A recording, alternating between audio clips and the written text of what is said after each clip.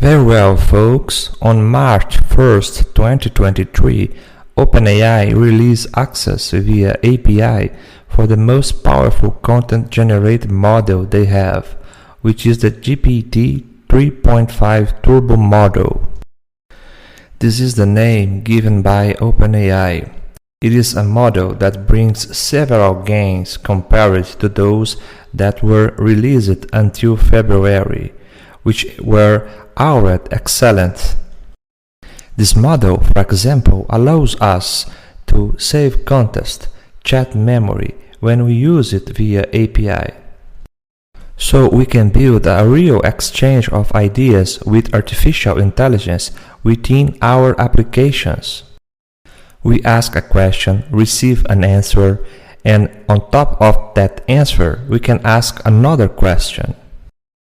Because now, with the API, we already have the ability to assemble this exchange of ideas, which until then was restricted to the GPT chat tool on the OpenAI website.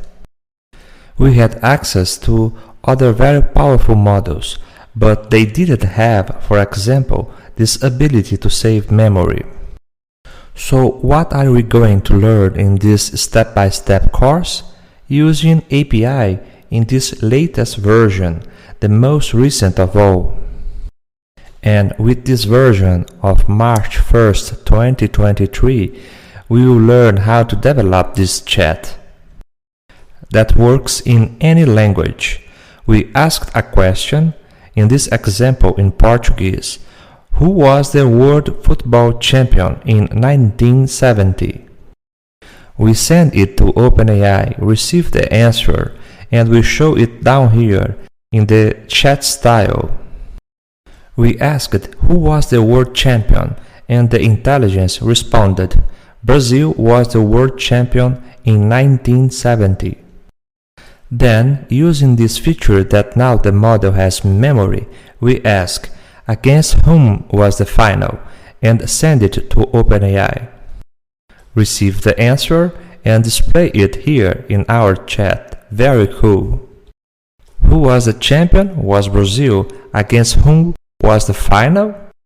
The final of the World Cup was against Italy, and Brazil won 4-1. Very well, let's keep exchanging an idea, remembering it works with any language. Who scored the goals? We sent it to OpenAI. And now OpenAI tells us, at the final of the 1970 World Cup, Brazil's goals were scored by Pelé, Gerson, Jairzinho, and Carlos Alberto Torres. And on the Italian side, the goal was scored by Bonacena. Sensational, isn't it? We can create a chat supported by this supermodel, available on March 1st. The API call changes a little bit when sent our request, but it's very simple. And we can create by combining Streamlit, which is an excellent Python package to create web applications. And with this supermodel of OpenAI, we create with a few lines of code this sensational chat. And most importantly, with the tools we learn throughout the course to create this chat, we acquire the ability to explore this infinity of possibilities that we already had with OpenAI's in the previous versions, and that have now been exponentially enhanced. Because now we have a supermodel, and we will develop an use case for digital marketing. Let's create content for articles, short posts, long posts. Then the sky is the limit. In this course, we will learn everything you need to use this sensational OpenAI API. And with a simple click inside the application that we are going to develop, we are going to save the generated content in a Word document. Thus, it will be very simple to leverage the use of the content we generated in the most diverse ways. So I'll wait for you throughout the course. A big hug. See you there.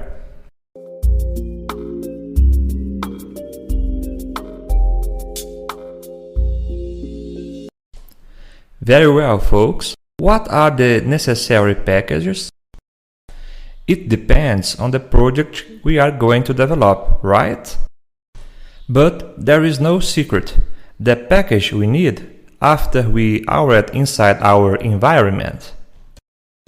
Activated environment. The installation is the same. All packages are pip install and the name of the package. Let's assume that for the project we need the Streamlit, which is an excellent Python package to create web applications with very few lines of code. I want to install the Streamlit. I give pip install Streamlit, enter.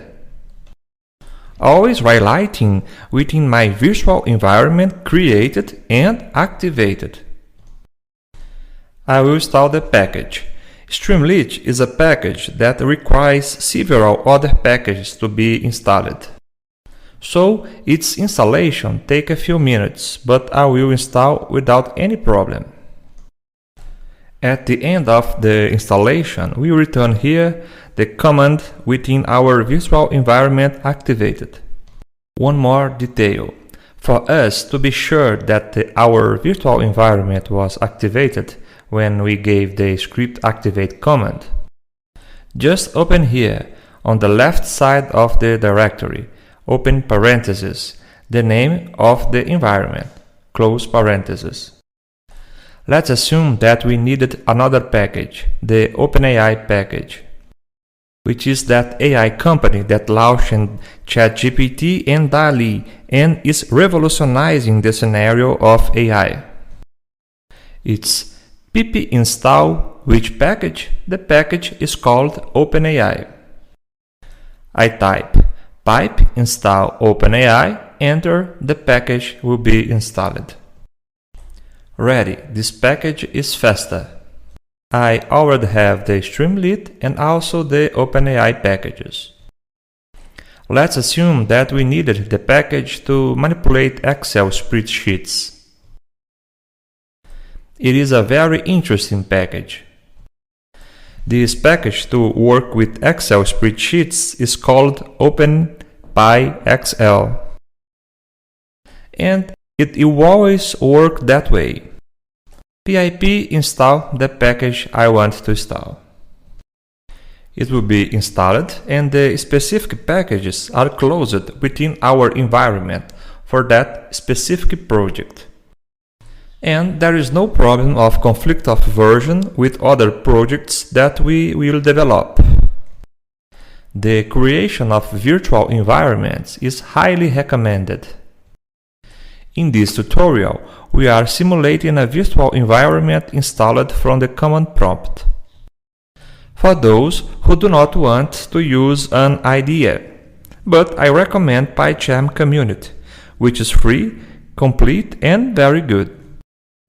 This time I work from the prompt and I will use a simple text editor. And to show that anyone works, let's get the simplest of all, which is the Notepad. A file from Notepad, reset, and let's simulate here that I will start a project. It works the same for any project. I will simulate here that I will import the Streamlit package. I will call the Streamlit of ST to facilitate when programming. And I will type like this, st.title. What is the disadvantage, for example, of the Notepad? It does not have the autocomplete function, which is very useful. I will put a title, let's create an app. And the app will have as title, my first app. Now what I will do, I will save this file. Where? There in C, Projects Python, my environment. That's where I created my virtual environment. and I will save. The name will be my PRM app, and then it's important. As it is a Python file, we have to put the extension .py. Saved. We already have here the beginning of our app made in the notepad. Returning to the command prompt. If we ask the command prompt to list what is in this directory, my environment, we see that now has this file, myfirstapp.py. Let's run it here to finish the tutorial. Suppose we are creating and starting a project of Streamlit. How do I see my app running? I'm inside the folder of the environment I chose to develop this project. The environment is activated. I saved my file .py within this folder. I will run Streamlit, run, and the name of my file .py. I just create my first file, my first app.py, and give enter. And where will our app run? Just a little stick of Streamlit. The app will run on the default browser. In my case is Google Chrome. And this is already running. My first app. It was the title I gave. But the function of this in this tutorial is just to show how we start from scratch. Installing Python, installing the virtualenv package, which is specialized in virtual environments. Then we use this package to create our virtual environment. In the folder that is of our interest, any folder works. We create our virtual environment. Then we have to activate our environment. We also took this step here. And then, once created and activated, we install the necessary packages. And always emphasizing, the packages will vary from project to project. Here I installed Streamlit, OpenAI, and OpenPyXL. But the command to install is the same for any package. Pipe install the name of the package. Very well, I hope you enjoyed this tutorial to start creating the environment for the development of Python projects. Really from scratch. From the installation of Python to our first program running. A big hug. Till next time.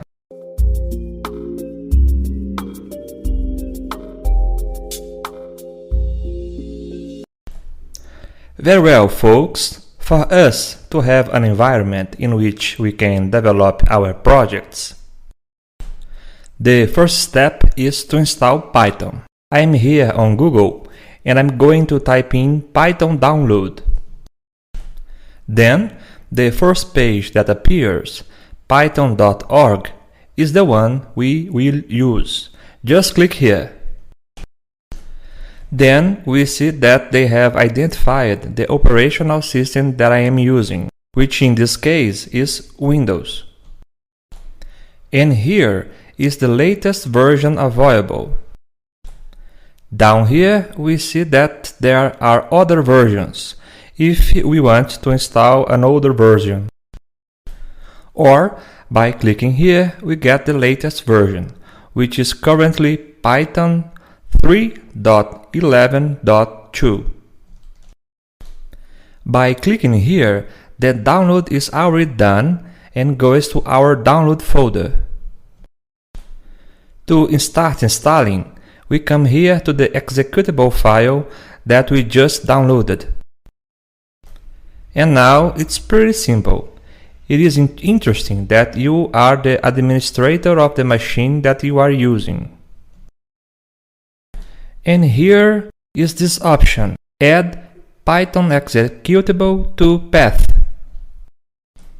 Let's check it out because it will make it easier for the next step that we'll take in a little while. After you have marked this question here, just click on Install Now. Give permission, and there Python is being installed. Very well. When you finish installing, we receive the message that the setup was successfully completed. And just click on Close. The Python installation stage on your computer was successfully completed.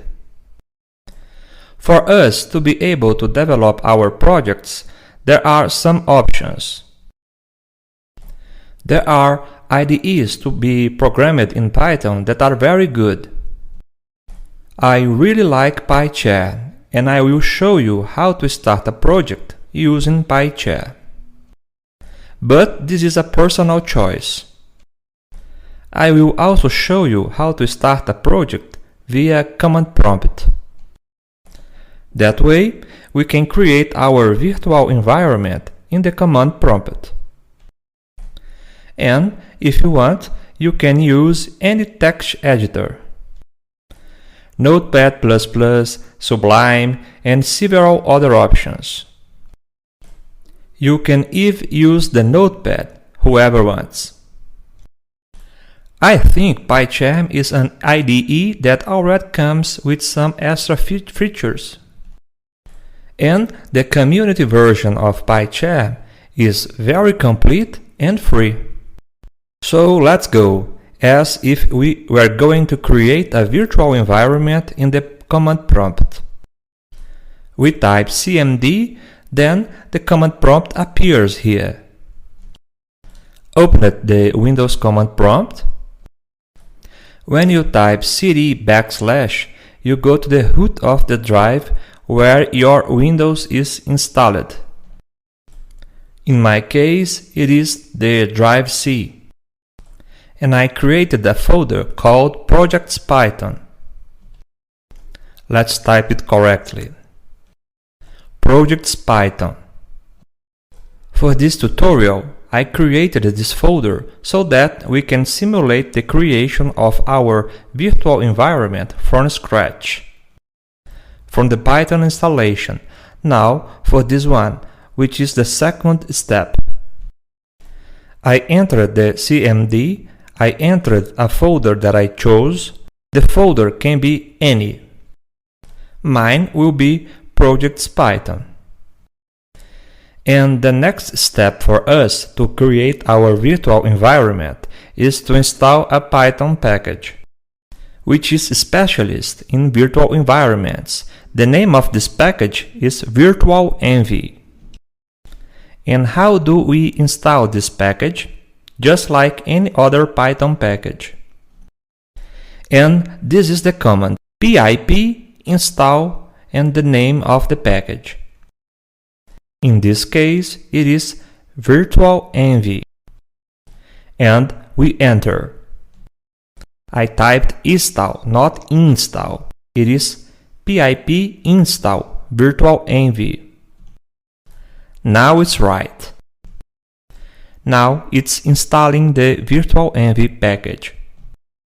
And an important detail here is that when I went to install Python, after I downloaded Python, in the first option before I install, I checked the option Add Python executable to the path.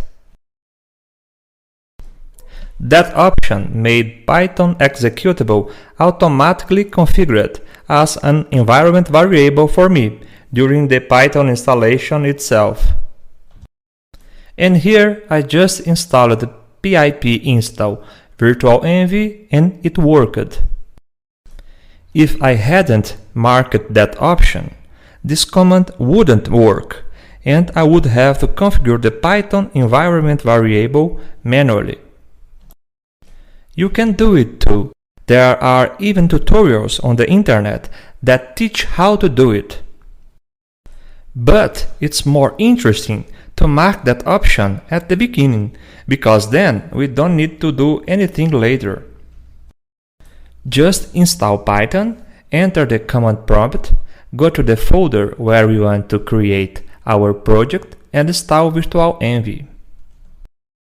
With Virtual Envy, we will now create our virtual environments to develop our projects in isolation. Continuing the tutorial, I will now create a virtual environment. I type Virtual Envy and give the name to my virtual environment. I will call it My Environment.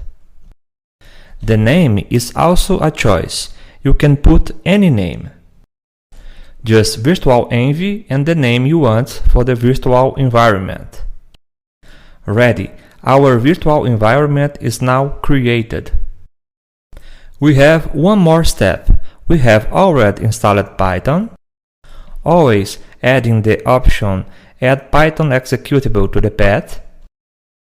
After we installed Python, we access the command prompt, went to the folder where we want to develop our projects, installed Virtual Envy, and with Virtual Envy, created our virtual environment.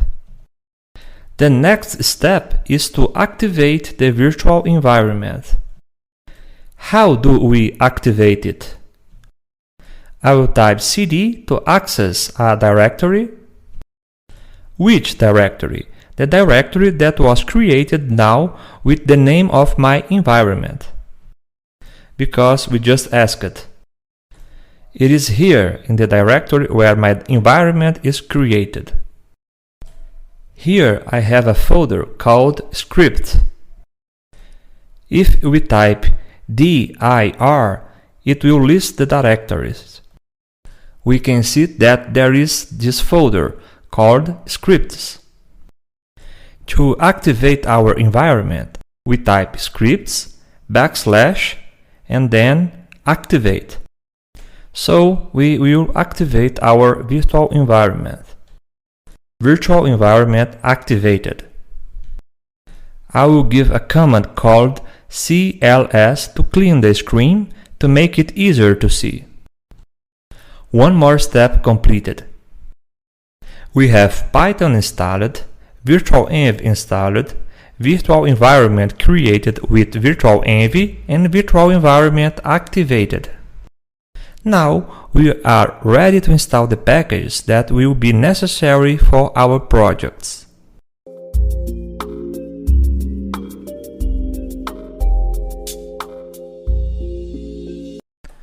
Very well, folks. Now we will show step by step a tutorial on how to start a Python project using PyCharm. So I'm here on Google and I'm going to I typed download PyCharm community, which is the free version of PyCharm. And here in this first JetBrains link is the one we will use to download. Click, has this message, and then there is the professional and community version. And here is where it indicates the operational system. My operational system is Windows. And I'm going to download the community because it is free and very complete. Download. This message comes saying that if the download does not start, we click here. It has a direct link, but mine started, we can see here. It is a relatively large file, 400 megabytes. The download is over. To start installing, we click on the file that we just downloaded. When we click to install, here's the first screen. Welcome to PyCharm Community Edition Setup. We click on Next. It will indicate here a location where it intends to install. You can leave it in the default location, no problem. We click on Next. Then, from these options, we will mark here if you want to have a shortcut in your work area. This one is also important for us to add the PyCharm environment variable. And create associations.py is also important because it will already leave PyCharm as a default application to open the .py files that you may have on your computer. Then just click on Next. Here is to choose which folder of the Windows startup will be installed. Let's leave JetBrains, which is the company behind PyCharm. We click on Install and it starts working on the PyCharm installation. The installation is basically simple. We download the file, click on Install and Continue. When you finish installing PyCharm, it arrives on this screen for us to finish. And it gives two options. If we want to restart the computer now, or if we want to restart manually later. I recommend, if possible, restart the computer at once. Then click on Reboot Now. Or, if you need to restart later and have something pending open, choose this option. Once the option is done, click on Finish. Very well. After we finish the PyCharm installation, I recommend that you restart the machine. There will be a PyCharm shortcut here on the desktop. But if the shortcut does not appear, come to the search bar here and type PyCharm. The program will appear and we open it. Depending on the version of PyCharm that was installed, the appearance of this home screen may change. But always the way is to click on New Project. When we click on New Project, we come to this screen. And then we will select the folder where we will create our project. Up here in Location, we can choose a folder on our computer. I will choose Projects, Demo PyCharm. This will be the folder. And down here, one of the advantages of using PyCharm is that the virtual environment is created automatically. It shows that it will use virtualenv to create the virtual environment. And here we define the name. AV under Demo PyCharm. But the name can be any name. It is a free choice. Finally, a detail here in this part is that base interpreter. PyCharm has already identified where the Python installation is on my computer and put here as the Python base interpreter. We don't need to do anything here. If it doesn't show up here and you already have Python installed, just come here and navigate from these three dots to where your Python installation is. It works the same way. But in general, when we install PyCharm and have Python installed on the computer, it works automatically. After we have made all the definitions, we define the directory, the name of the virtual environment, and we have set the base interpreter. We click on Create down here. We ask it to create. It is already creating everything that is necessary. We already have the folder structure, the directory where we define that our project will be made, and here the virtual environment that was automatically created for our work.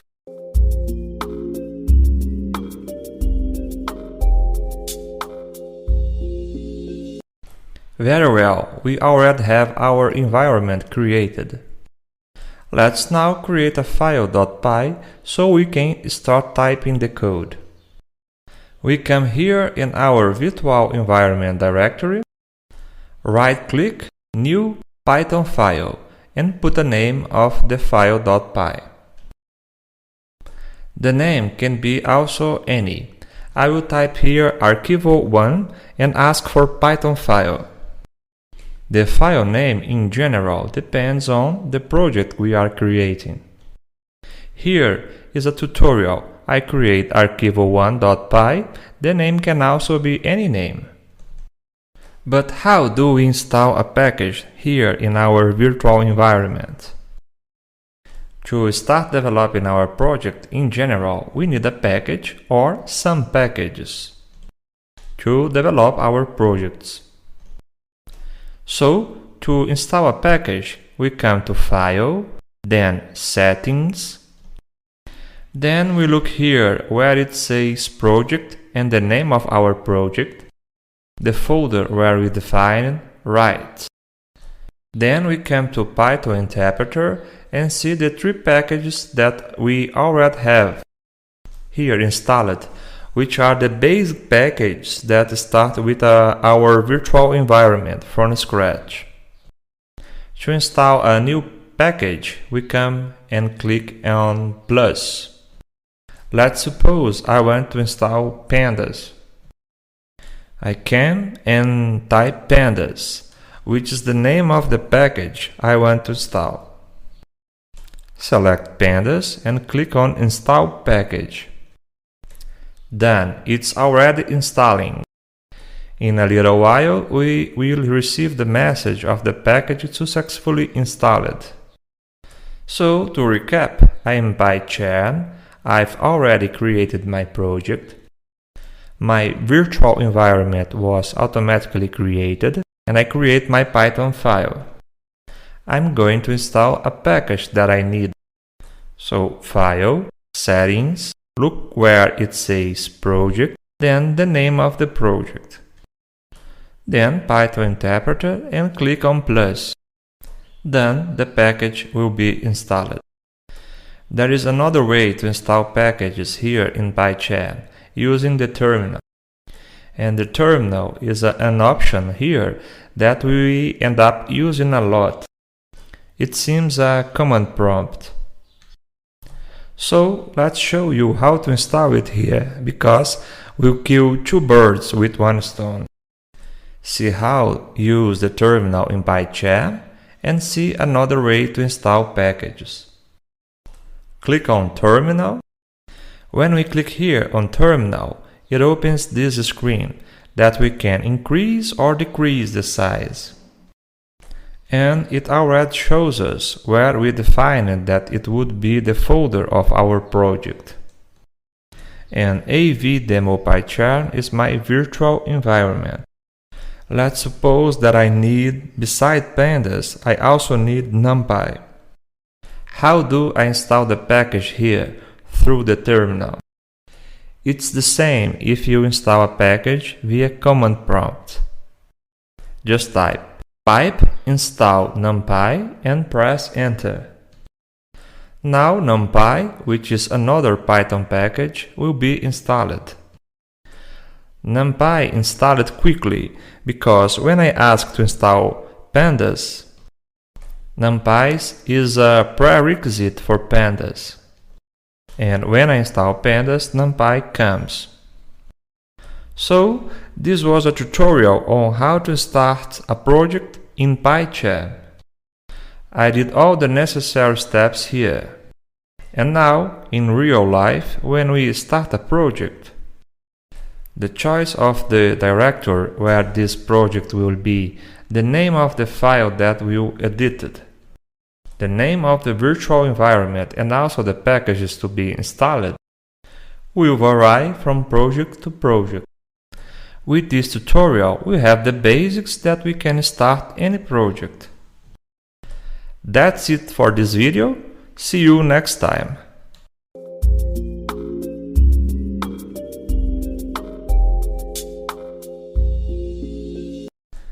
Very well, folks. The purpose of this video is a basic introduction to Streamlit, which is a sensational package from Python, which aims to build web applications fast and without complexity. So we are here on the page of Streamlit. It is very complete. It is nice to explore. There is the documentation part, where we can see a lot of information. An important point is here in the API reference part. And within the API reference, there is a lot of widgets. What are the widgets in the context of Streamlit? Basically, they are components with which we will build our application. So, if we want to put a title, we will use a widget for that. If you want to put a place for the user to type a text input, there is a widget for that. If we want to put a button, there is also one for that.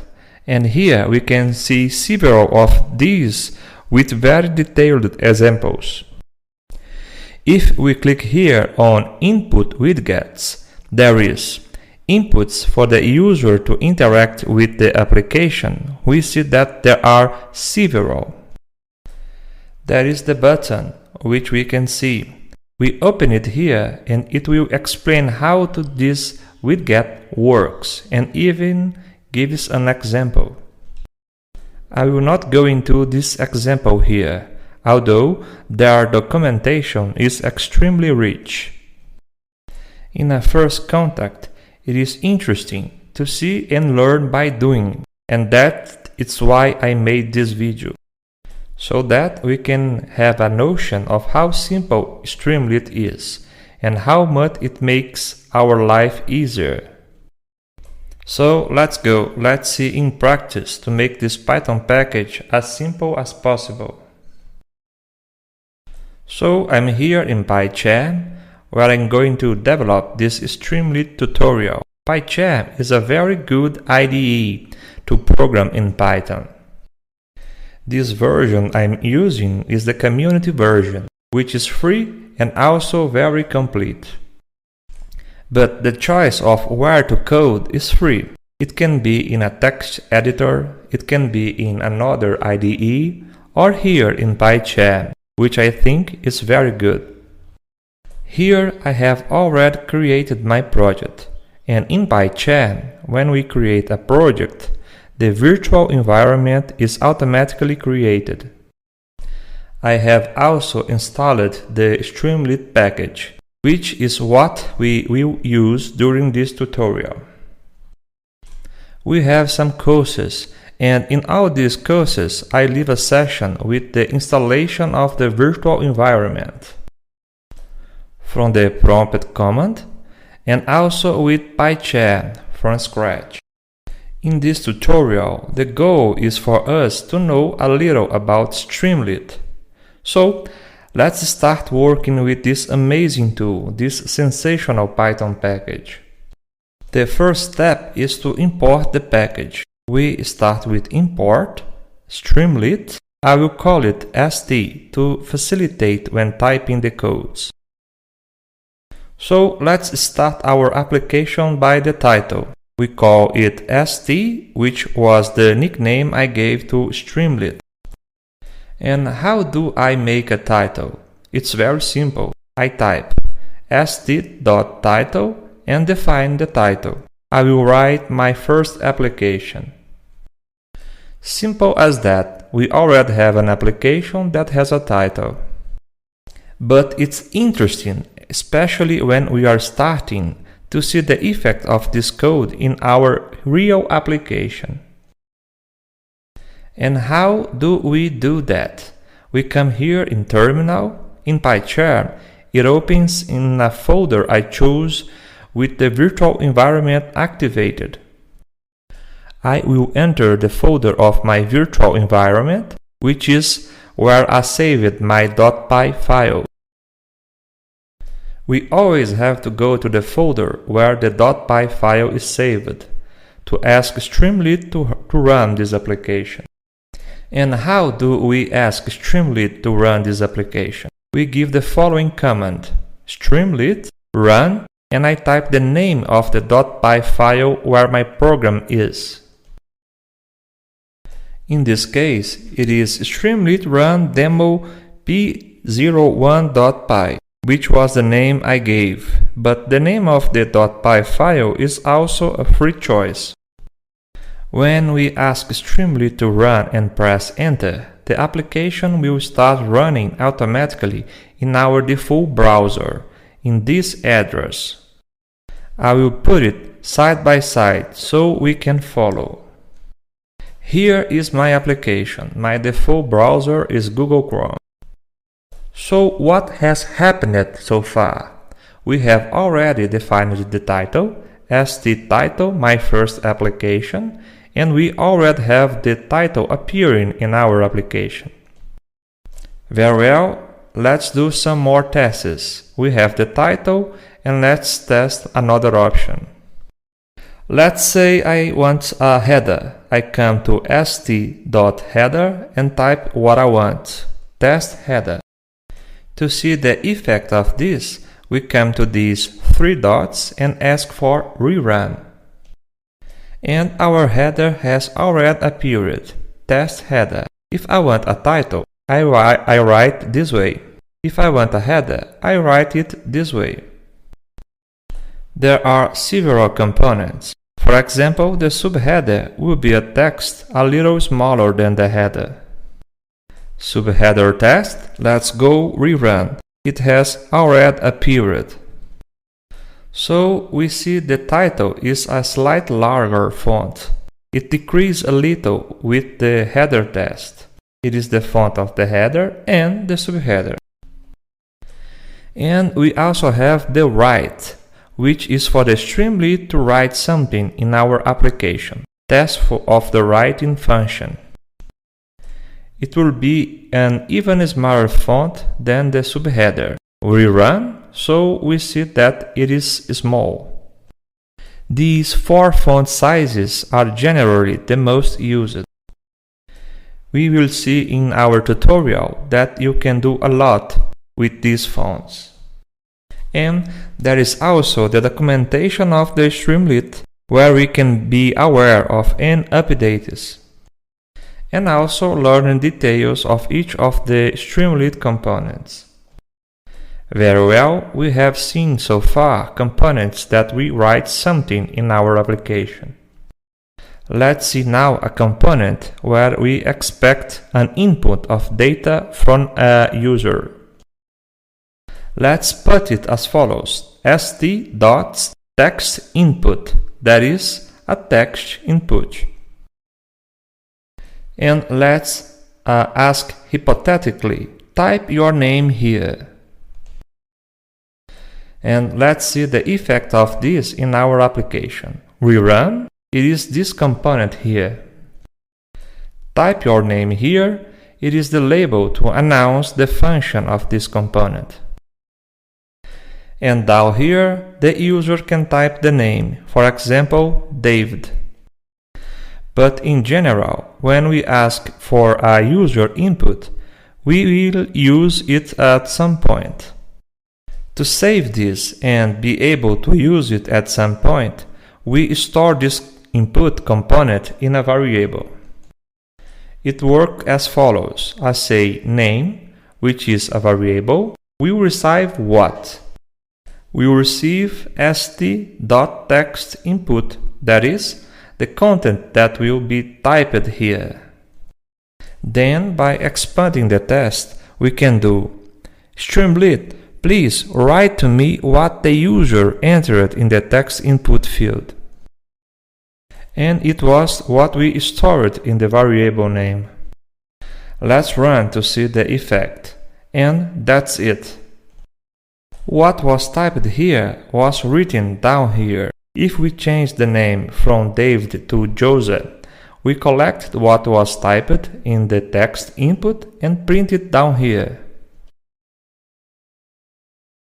So it's very simple to use these components in Streamlit. And the philosophy of this package is this: simplicity, so that when we go to code our applications, there is no complexity, no heavy code. This was the first part of our basic tutorial. We will continue to advance in the next video. See you there.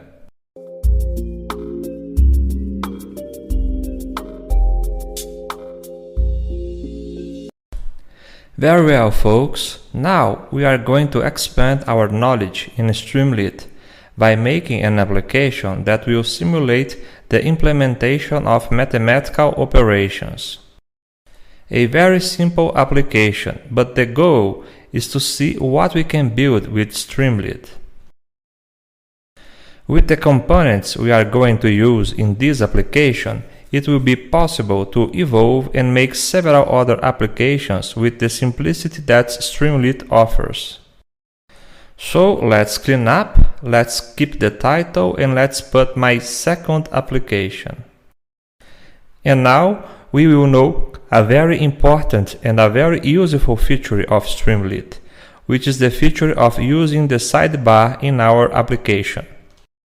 When we use the sidebar, it's cool because we can split the application into two areas, and each area can serve a specific function. We will see this now and it will be clear. We will use the sidebar to make some settings and the central area of our application to display the results. We will use the sidebar, and how do we use the sidebar? We say sd.sidebar, and Streamlit already knows that we are setting up the components in the sidebar and not in the central area. When we just put sd and the name of the component, Streamlit knows that it will be in the central area. So we will put a title in the sidebar, and this title will be Settings, Configurações in Portuguese. Let's rerun to see what's going on. So that's it. In the central area, I have the title, my second application, meu segundo aplicativo em português. And in the sidebar, we start with the title, Settings, Configurações in Português. If I want to close the sidebar, I click on this X. If I want it to appear again, I click on this arrow. Very well, let's add another component to our sidebar. I will add a text input with the following functionality. Type your name and I will store it in a variable called username, nome do usuário in Portuguese. Let's see the effect in the application. A text input was now appeared in the sidebar so that the user can type the name. The name that the user types will appear in the central area. So I will put sd header and I will type the user's name, nome do usuário in Portuguese. And then I will write sd subheader, that variable that stored the user's name that was typed in this text input. Step by step, when we rerun, the error message because the variable does not call name, nome in Portuguese. In this version of the application, it calls the username, nome do usuário in Portuguese. We replace it here, rerun, and it works. Why nothing appeared here as the user's name? Because there is nothing written here. If I put here Juan appears here as we defined in this line of code. In this application, we will play with some mathematical tips, more specifically addition and subtraction, with the aim of using some components and learning the functionality of these components. In other applications, we can use these components for other purposes. I will add another session here in the sidebar, which I will put as a title. Actually, I will put as a subheader. Subheader of numbers. Then I will ask the user to define two numbers. So I want to receive the user input of numbers. How do we do that?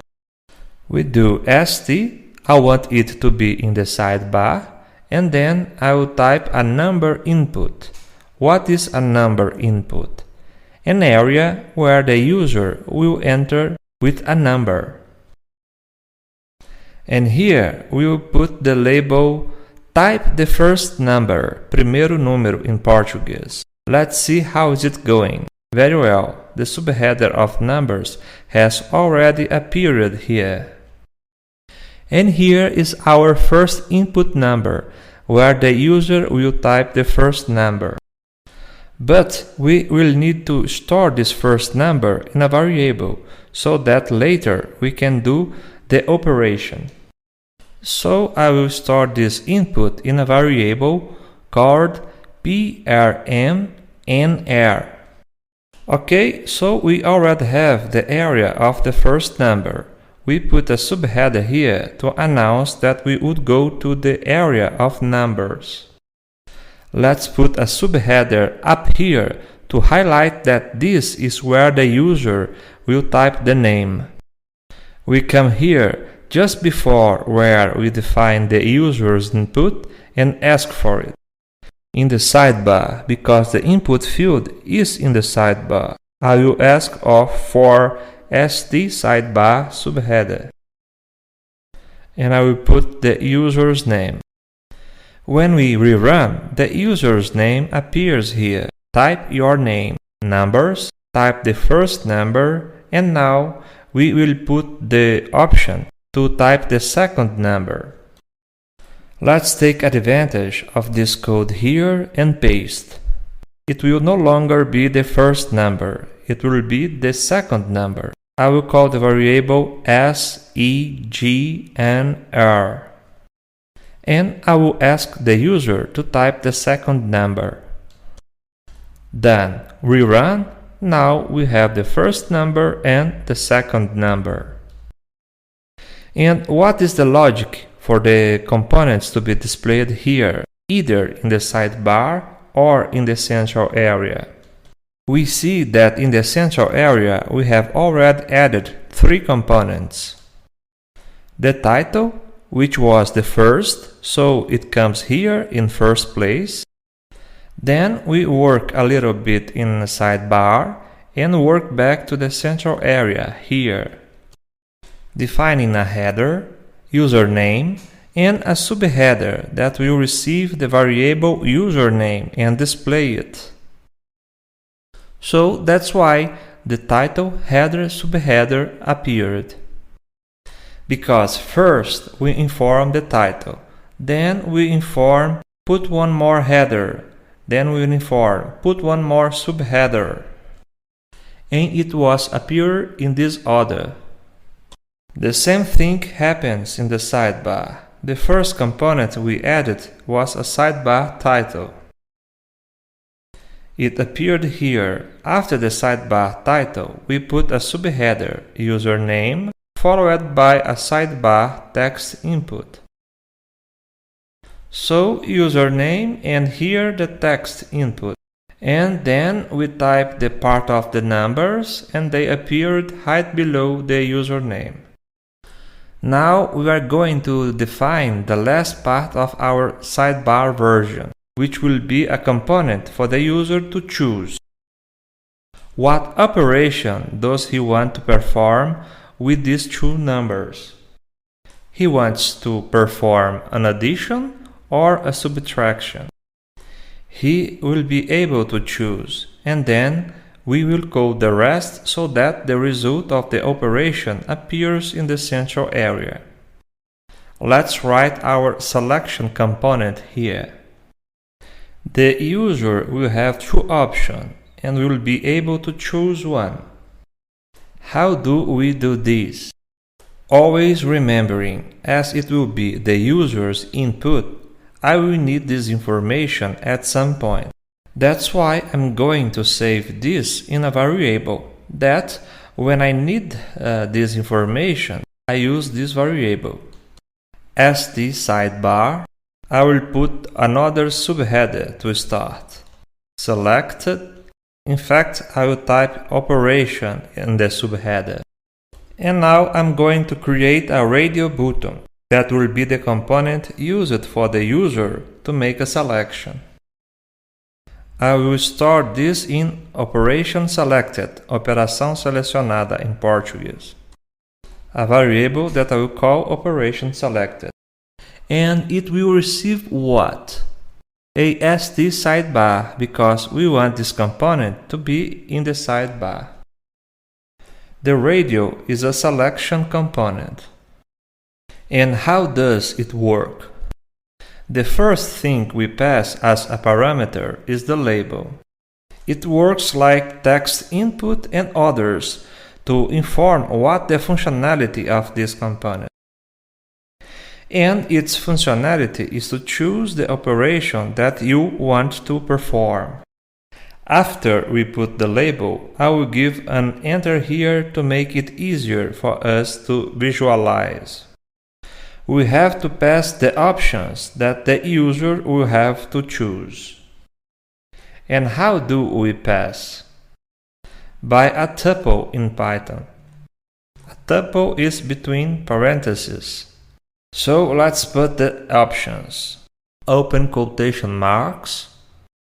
The first element of the tuple. Addition, adição in Portuguese. And let's put here subtraction, subtração in Portuguese. We could put here how many elements we wanted. Let's put these two, because we can already illustrate the use of this component. Let's see how it's going. Okay, the subheader operation has appeared. The label chooses the operation you want to perform. And the two options we put: addition and subtraction. The user can choose one or other.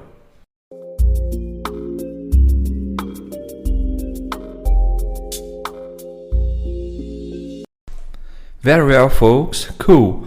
We have already worked a lot on our sidebar. Now let's put the components in the central area to show us what the user configured, and also the result of the operation he selected. To continue here in the configuration of what will appear in the central area, we will learn a new component, which is the button. Let's store the button in a variable that I will call btn calculate, btn calcular in Portuguese. And it will receive a button from Streamlit. How do we create a button in Streamlit? Very simple. We go st.button. I want the button to be in the central area, so st.button. If I wanted it to be in the side area, it would be st.sidebar.button. And the parameter that we need to pass to the button is just the label. It will be calculate, calcular in Portuguese. If we do a rerun, our button will appear here in the central area. When we click on the button Calculate, we will do the operation that the user selected and display the result. I will lower the terminal here to increase the editor space. How do we explain to Streamlit that we want something to be done when the button is clicked? We put a conditional if and use the variable that we created and stored the button. So, if btn calculate. When this conditional is satisfied, when our users clicks on the button calculate. The first thing we will display to our user will be the operation that he chose. So, with these two lines, a header to announce the operation to be chosen and a subheader to announce the operation the user has chosen. We store the operation in this variable that we called operation selected, operação selecionada in Portuguese. So we put here operation selected and we will test.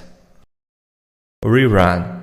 We ran and nothing appeared, but that's really what we wanted, because we just want the rest of the operation to appear when the button calculate is clicked.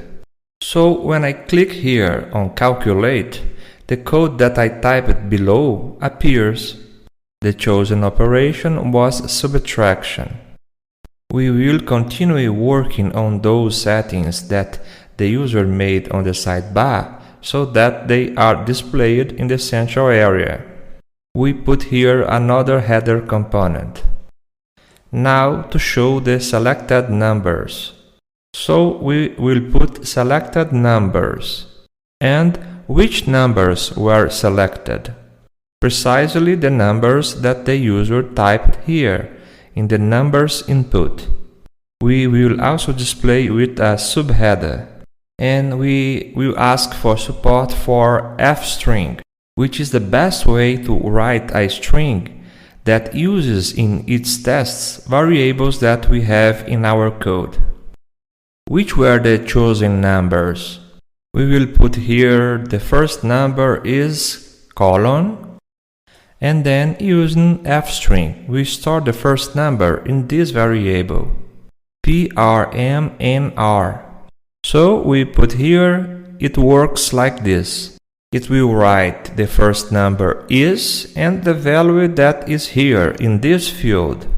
We put a period and say the second number is colon, and now we will use the variable second number.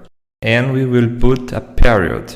Very well, let's test now the effect of these two lines of code. Let's ask to run again.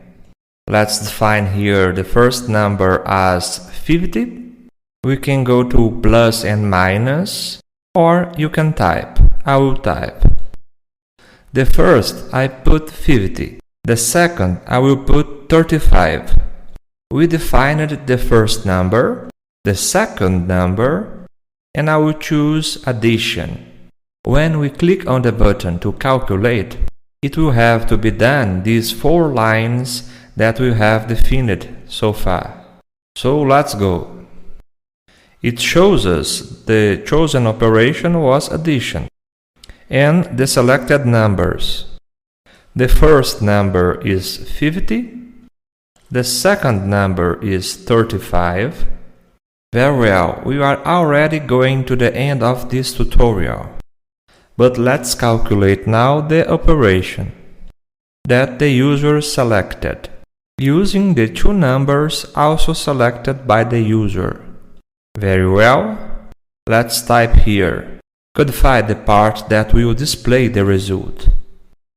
We put a header, and the header with the following context, result of the operation, and now we will display the result of the operation. But as we have 2 options, the result of the operation will depend on the operation that the user chose. In this example, 50 and 35 were the numbers selected. If the user chose addition, the result is 85. If he chooses subtraction, the result is 50. So let's deal with it here in the code. If, right? It is a conditional.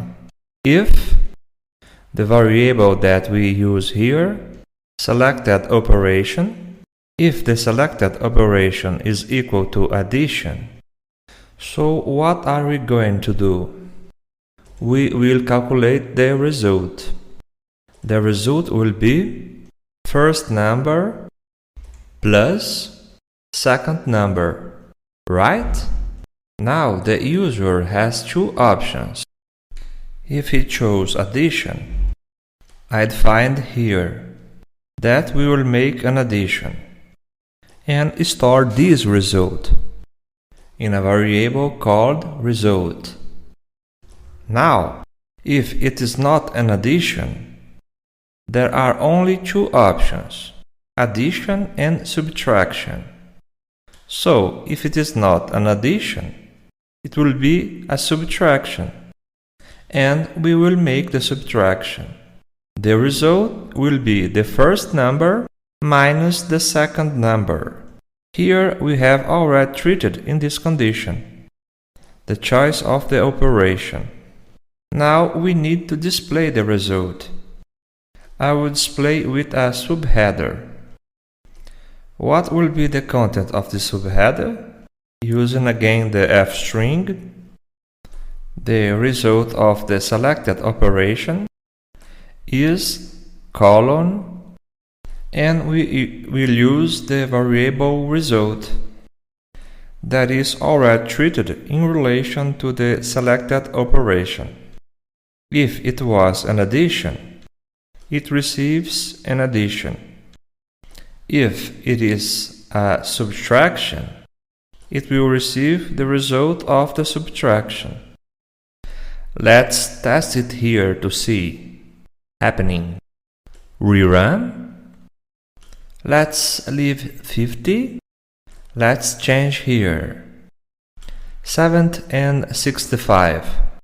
I will choose the addition and I will ask to calculate. Calculate. The chosen operation was an addition. The numbers selected. The first number is 70. The second number is 65. And the result of the operation, the result of the selected operation is 135, because an addition was selected. If we choose a subtraction, and we ask, calculate for me please, it will be the same thing. Choose a subtraction. The two numbers remain the same, but now the result of the selected operation is 5, because it is 7 minus 65. And here, along this application, we use a lot of header, subheader, but the command st.write, it's also very useful, and it's widely used. But in general, it is used when we have a larger text to display, for example. A use of st.write, putting like this, st.write. This is a basic tutorial on Streamlit. I hope everyone enjoyed. Learn about this super package Python. And let's see how it looks in our application. We ask for a rerun. We ask to calculate. And here we use st.write. It is a smaller text, but considering the functionality of the application, of the goal, we can choose between which content display component we will use. That's all, folks. The application itself is very simple, and it does not have a super practical use. But what was the intention? Show Streamlit working. Show that with few lines of code, we can build an application where we get inputs from the user, numerical, text, and we can work these components and display the result of our work in the central area of our application. Nothing prevents us from putting the component that we put here in the central area, in the sidebar, in the central area. But it depends on the objective of the application, and it depends on the amount of components we will use in our application. As I said, Streamlit has a page and a very rich documentation. Is very detailed, so it's always interesting to take a look there, because they explain each component, for what it serves, and still give examples. So from this basic knowledge, you can move forward as experts in the use of this package. This sensational package. We use only Python language, few lines, without complexity, and build a web application. that tells the story we want to tell. We, from the Academy of Reasoning, we are building some courses that are very cool using Streamlit to make the interface of applications. And in these applications created with Streamlit, we use the artificial intelligence of OpenAI that is revolutionizing not only the world of technology, but the world in general. We have the ChatGPT that produces text content from user requests. We have DALL-E, that is an artificial intelligence, also sensational, from OpenAI, that produces images from user requests. We have Whisper, that is a tool from OpenAI that produces text from speech. It does the audio and video transcription in text. This tool is also very useful, and we are preparing several courses on these topics. By aligning Streamlit with OpenAI's artificial intelligence, we can explore this infinite range of possibilities that have arisen now with this revolution of artificial intelligence that OpenAI is doing. So, access our website academiadoraciocinio.com.br. There, we have some blog posts about interesting subjects, and we also have links to the courses that we are developing. Check it out. It will be worth it. A big hug. Muito bem, pessoal. Nós vamos utilizar aqui um recurso do Streamlit muito bom, que chama Decision State. Daqui a pouquinho a gente já vai ver a grafia. Mas basicamente é o seguinte: ele armazena dados de iterações anteriores da nossa aplicação. Vamos exemplificar aqui a funcionalidade, então, da Decision State, mais um ótimo recurso do Streamlit. Vamos ilustrar. Vamos armazenar na variável nome o resultado de um input text input, na verdade. Digite o nome do usuário. Ok? E aí a gente aqui embaixo já pede, imprima, né? Escreva este nome. Isso funciona assim. Quando eu peço para rodar, para atualizar aqui, né? Tá lá, digite o nome do usuário e eu coloco. O nome do usuário é o Davi. Está dizendo aqui, ó, press Enter to apply, eu vou dar o Enter. Quando eu dei o Enter, o nosso aplicativo deu uma interação, rodou uma vez e aí escreveu o que nós tínhamos pedido logo aqui embaixo de onde a gente coleta o nome. O que a gente pediu? Write nome. Então ele escreveu o nome do Davi. Agora eu vou lá e digito João e dou um Enter. O que escreveu aqui embaixo? João. Mas por que escreveu só João e não escreveu Davi, João, que são os dois nomes que nós já escrevemos?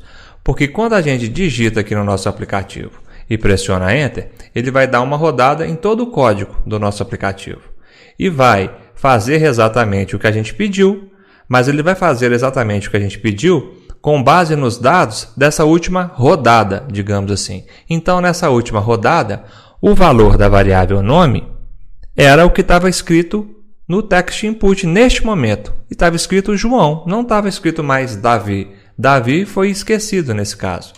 Se nós colocarmos aqui José e dá José, pressionamos Enter, agora a última rodada contempla o nome do José. O João e o Davi já ficaram para trás. A depender do objetivo do nosso aplicativo, este efeito não tem importância. Por outro lado, dependendo da finalidade, pode ser importante que a gente precise de armazenar dados que foram digitados em rodadas anteriores, digamos assim. E é justamente aí que entra a Session State. Ela armazena variáveis, dados de rodadas anteriores e, se a gente precisar, a gente pode utilizar. Para acrescentar, uma Session State, como que a gente faz? A gente pede st Session State. E aí pode ser de duas formas. Vamos supor que eu queira acrescentar uma Session State com o nome de nome usuário. Eu venho aqui e posso fazer dessa forma. Session State, abro aspas, fecho aspas, nome, underline, usuário. Nessa notação funciona e também funciona nessa outra notação. Session State, ponto, nome, usuário. Então, vamos deixar aqui, Session.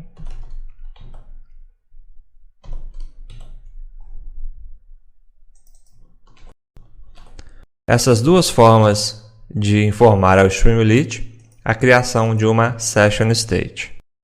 E agora vamos ver o uso na prática. Para resolver aquele nosso, em tese, problema de armazenar todos os nomes que nós digitamos aqui para depois escrever um por um. O primeiro passo, então, é definir. Eu vou chamar a Session State que eu estou precisando de quê? Vamos definir que o nosso nome vai ser nome underline usuário.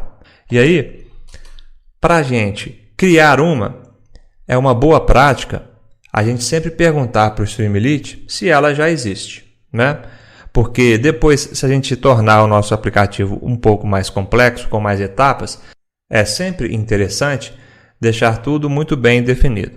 Então a gente pede aqui, if, abre aspas, fecha aspas, nome, usuário,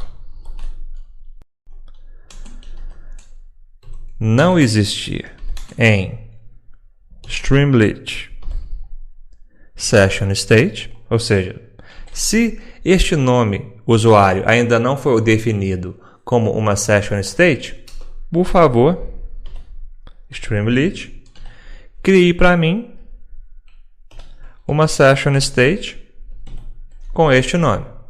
E aí pode escolher qual nomenclatura utilizar, qual forma de criar. Pode ser por este comando aqui, ou se a gente quiser, pode ser por st.SessionState, aí coloca um pontinho, nome, underline,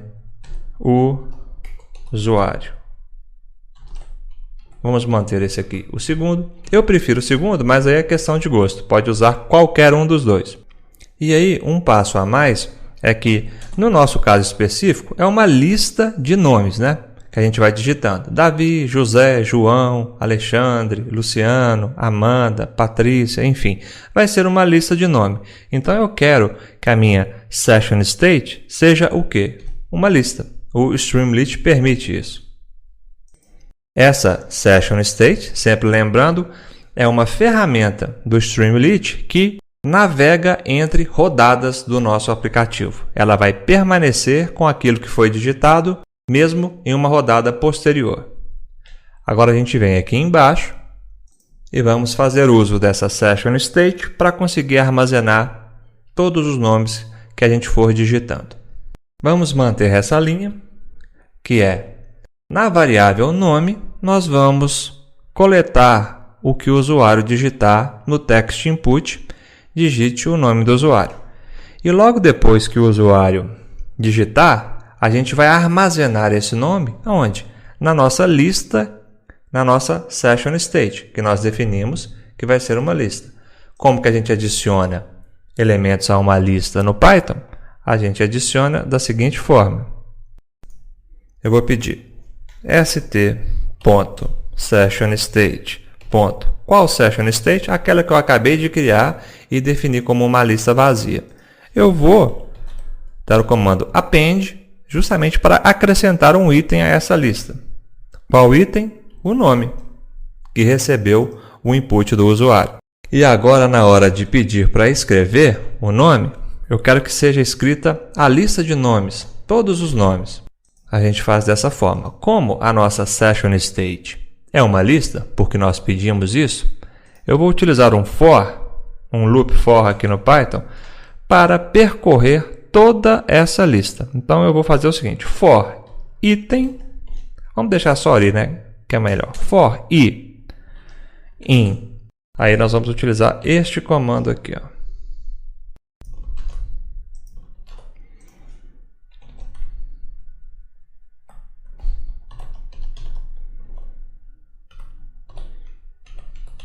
O que este comando está dizendo? É um loop for em Python. Ele vai percorrer o quê? Ele vai do primeiro até o último elemento. Essa linha diz o seguinte, percorra para mim uma lista de que tamanho? O tamanho da lista session state. Então, se ela tem um elemento, 2 elementos, 3 elementos, este for vai percorrer cada um dos elementos, porque é um intervalo de qual tamanho? Do tamanho do comprimento da lista. Então, começa do zero, né? Porque Python começa sempre do zero. Ele vai no elemento 0, 1, 2, 3, até quantos elementos a lista tiver. Muito bom. A gente já está aqui com este comando percorrendo toda a lista. Mas eu quero que percorra justamente para escrever cada item da lista. Vamos pedir para o Streamlit escrever, então, st.write. O que ele vai escrever? Cada item. Então, a gente coloca st session state, ponto, nome do usuário, que é uma lista. Qual elemento que ela vai imprimir agora? O i. Porque assim, no elemento 0, vamos supor que tivesse 5 nomes. 5 em Python é o 0, 1, 2, 3 e o 4. Imprima o elemento número 0, número 1, número 2, número 3 e número 4. Imprime o 5, sai do for porque acaba, porque é o tamanho da lista, e aí sai do for. Vamos lá, vamos testar isso funcionando para a gente concretizar da melhor forma. Vamos atualizar o nosso aplicativo para limpar a memória. A gente dá um F5 para atualizar. O aplicativo está aqui rodando novamente e vamos digitar o primeiro nome, Davi, e dar um Enter. Muito bem, escreveu Davi porque até agora é o único elemento. Agora a gente digita outro nome, João, e dar um Enter. Aí a gente vê que não só foi escrito o João, mas foi escrito Davi e João, que é o histórico, porque a gente está utilizando a session state justamente para salvar.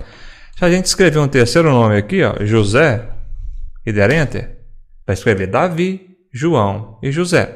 Por que isso está acontecendo? Porque foi justamente isso que nós programamos aqui. Falamos, Streamlit, me ajuda aí, e cria uma session state para essa variável nome do usuário, que vai ser uma lista. E aqui eu vou armazenar todos os nomes de usuário que forem sendo digitados, porque eu quero ver não só o último, eu quero ver todos eles. Daí o Streamlit cria essa lista de usuários e ele cria só na primeira rodada por causa dessa condição. A gente pergunta, já existe alguma session state com o nome de nome do usuário? Se não existir, cria para mim uma que vai ser uma lista. Muito bem, está criada. A gente coleta o input do usuário, que é o nome do usuário, e vai armazenando um por um a cada rodada do nosso aplicativo. Esse recurso do Streamlit, a princípio, pode parecer um pouco abstrato, mas ele é útil em uma grande quantidade de situações. Uma situação que a gente pode utilizar isso, por exemplo, agora com a OpenAI lançando essa inteligência artificial que está revolucionando o mundo, e no dia 1º de março, ela avançou ainda mais, 1º de março de 2023, a OpenAI disponibilizou um modelo GPT, o GPT 3.5 Turbo, que é o mais moderno e que permite que a gente, via API da OpenAI, usufrua da inteligência artificial desse modelo, e esse modelo permite a gente criar de fato chats com contexto dentro dos nossos aplicativos. Não é só quando a gente entra lá na página da OpenAI e fica brincando lá, não. A gente constrói no nosso aplicativo um chat com memória do ChatGPT. E no Streamlit é fácil construir um aplicativo e para a gente trabalhar com essa questão do contexto, a gente usa justamente a Session State dentro do nosso aplicativo. É um exemplo de vários que a gente pode fazer uso desse conceito do Streamlit, que é a Session State.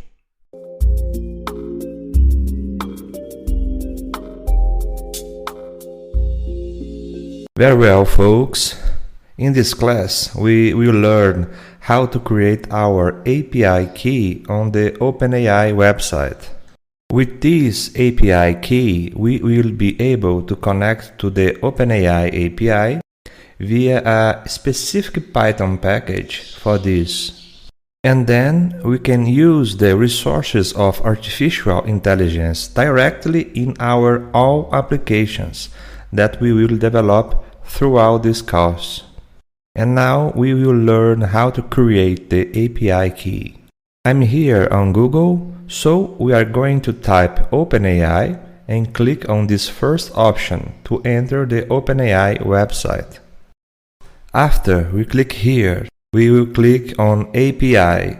The site may change. We have to go to Sign Up option. At this moment, after we click on API, we will make our registration through the Sign Up option. The first thing they asked us is an email address. Let's put it. Each one puts their own email. OpenAI will send a code to this email. Type the email and click on Continue. Now we will create our password. Once again, naturally, it's a personal thing. After we create the password, we will click on Continue. That's exactly what I mentioned. They will tell us to check our email. We enter our email, which was registered in the previous step, and there will be an OpenAI message. Click to open this email, just click on the verification link. After we enter the email and click on the verification link, they ask for the first name and the last name. And here the organization name is optional. Put the name and click Continue. After the email is confirmed, they request a phone number. Just put your phone number here. They will send a message and then you will put the code of this message to proceed in obtaining of the API key. Guys, it has to be a valid phone, right? Because we will need to receive the code on it and type this code. They send the code, just type the code they sent to the phone we registered in the previous step. Just type the code. After we confirm the code, they ask why are you going to use OpenAI. Then you choose the answer that best suits your situation. Very well, and how do we get the API key to be able to use the AI models of OpenAI? We create our account, we get here on the dashboard. We click on Personal and then View API Key. As we don't have any, we ask for Create New Secret Key. At the moment you create here, your API key will be generated and displayed to you. Copy it and save it in a safe place because we will use it throughout our course and you will use it later in your future projects. An important detail, guys, as soon as we click on Create New Secret Key, a pop-up will open with our generated API key. You copy that API key and save it because it will not be stored here for you. It will only look like this. Secret key, they put the beginning and the end, the creation date and when it will expire. So don't forget to copy as soon as the pop-up appears, right after we click on Create New Secret Key. That's it for this class. We already have our API key and we will use it in our calls. A big hug and see you in the next class.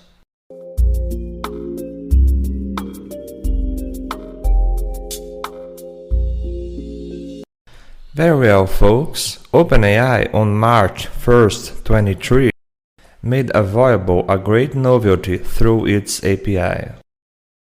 It made available the GPT model, which is called GPT 3.5 Turbo. What is this model? It is the most advanced natural language processing model they have. It is what you use in the ChatGPT today, 1st March 23. And with this model, we can make calls to OpenAI API and use this supermodel, which even allows you to work with context. What is this? With long conversations, we can ask a question, then the AI gives an answer, and we ask another question related to the first one, which the AI will answer using this context. So we can really make our own complete chats in the following sense. For example, where we ask the AI, who was the world football champion in 1970? Then it will answer us, the world champion was Brazil. Then we just complement with another question. Okay, against whom was the final? Then it already understands the contest and will say, the final of the 1970 World Cup was against Italy. That is, we work with contests within our own applications, which we ourselves build.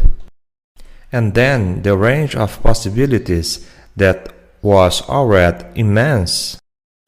With these GPT models, with the GPT 3.5 Turbo Chat, which is the name that OpenAI gave to a model that is super powerful, we can even create more sensational things and not just use their tool there on the OpenAI website. We build our applications and then give rise to an infinity of possibilities. So come on, let's start playing with this new supermodel of OpenAI within an application that we ourselves will build line by line, always counting on the support of our great friend the Streamlit package. In our courses, we always leave classes teaching how to create our virtual environment. That is, where we will work the Python code. We have classes that show how to create this from the command prompt, from scratch. And also from PyChat, which is a very good IDE for Python. And that has the community version, which is free and complete, which is exactly what I'm using here. So at this point, I've already created my project with PyCharm. I've already installed the package I will need, which are the Streamlit package and also the OpenAI package. And now we are going to start coding.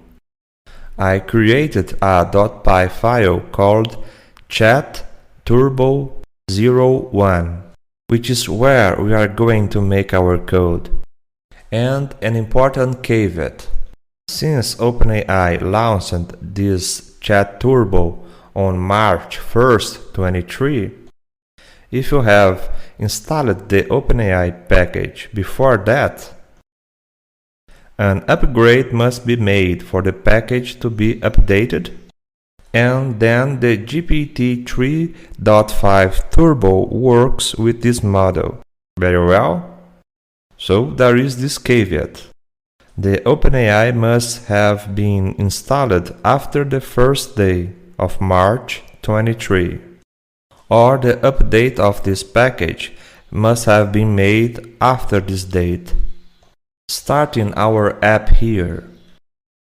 The first lines of code will be these: the import of the necessary packages, the OpenAI package, and the Streamlit package, which we will call ST to make it easier to type, and the OS package, which doesn't need to be installed.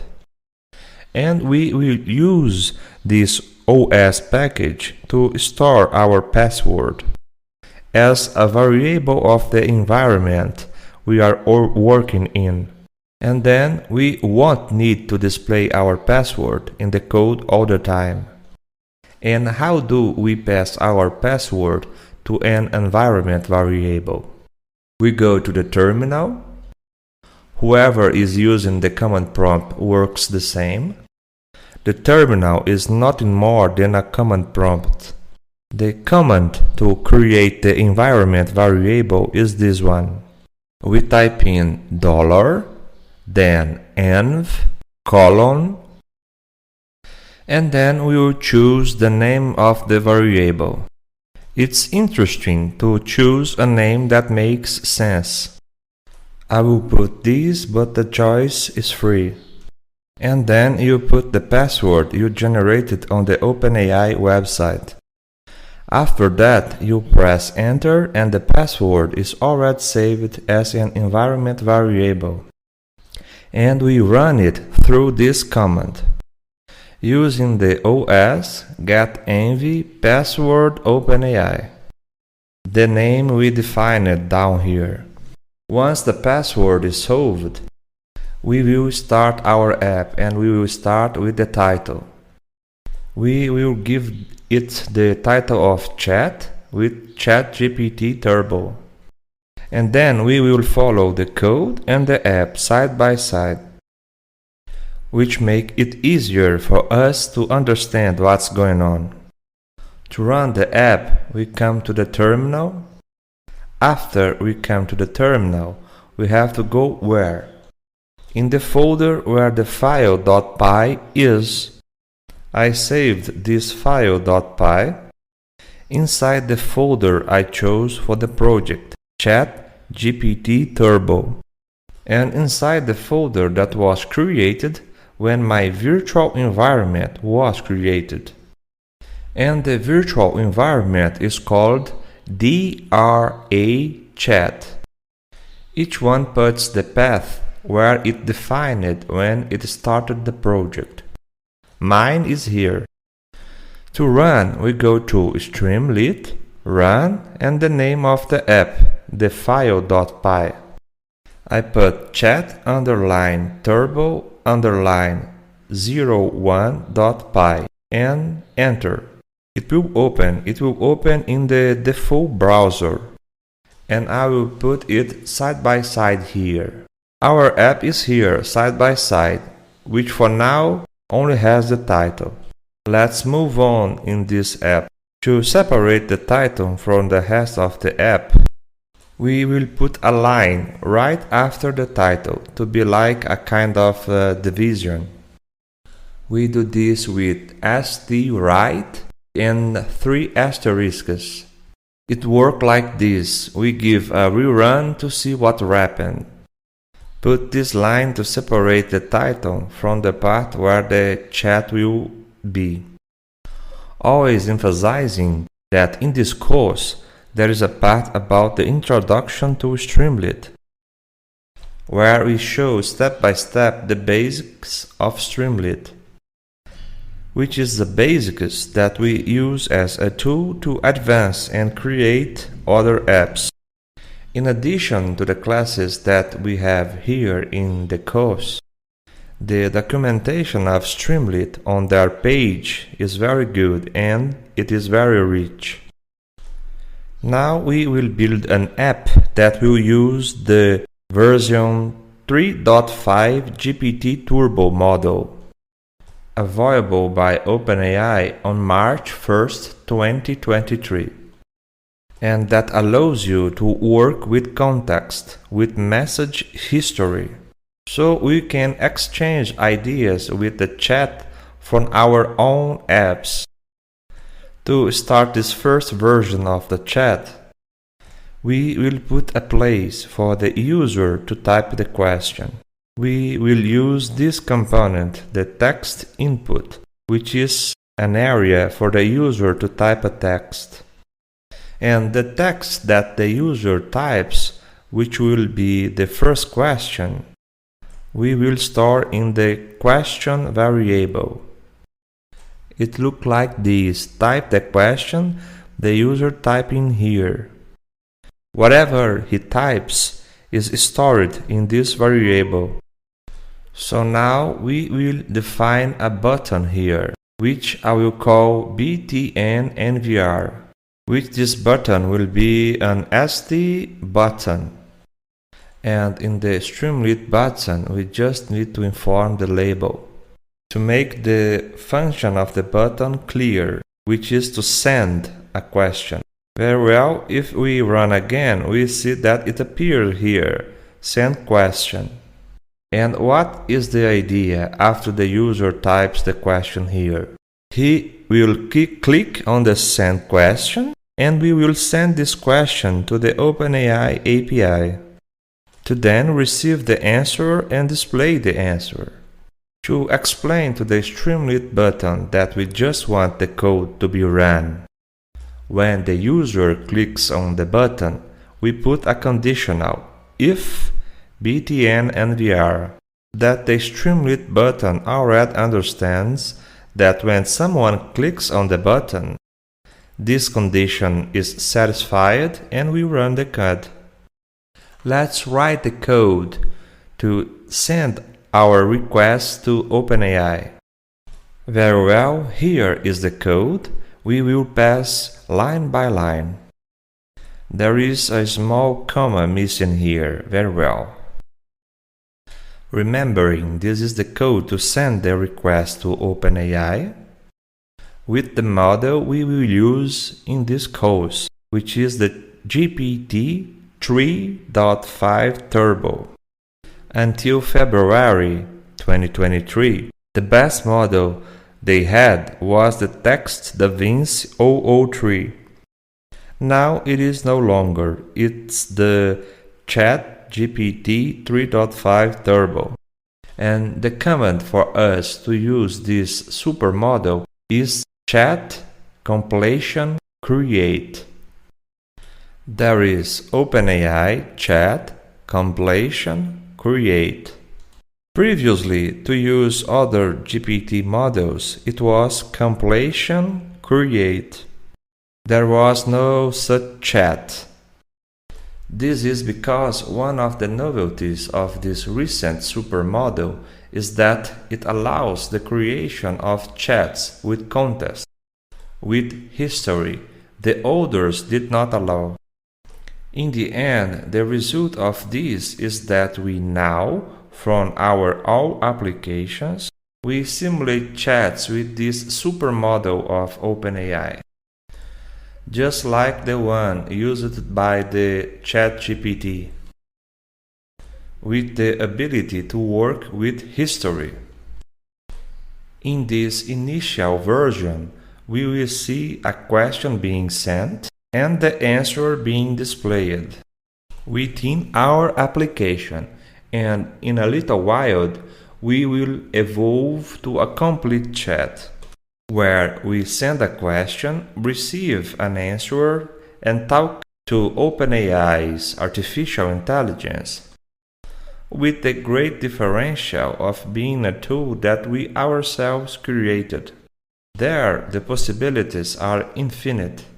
We will learn how to do this, and each of us, knowing this, has a lot of possibilities to develop with this technology that is revolutionizing the world.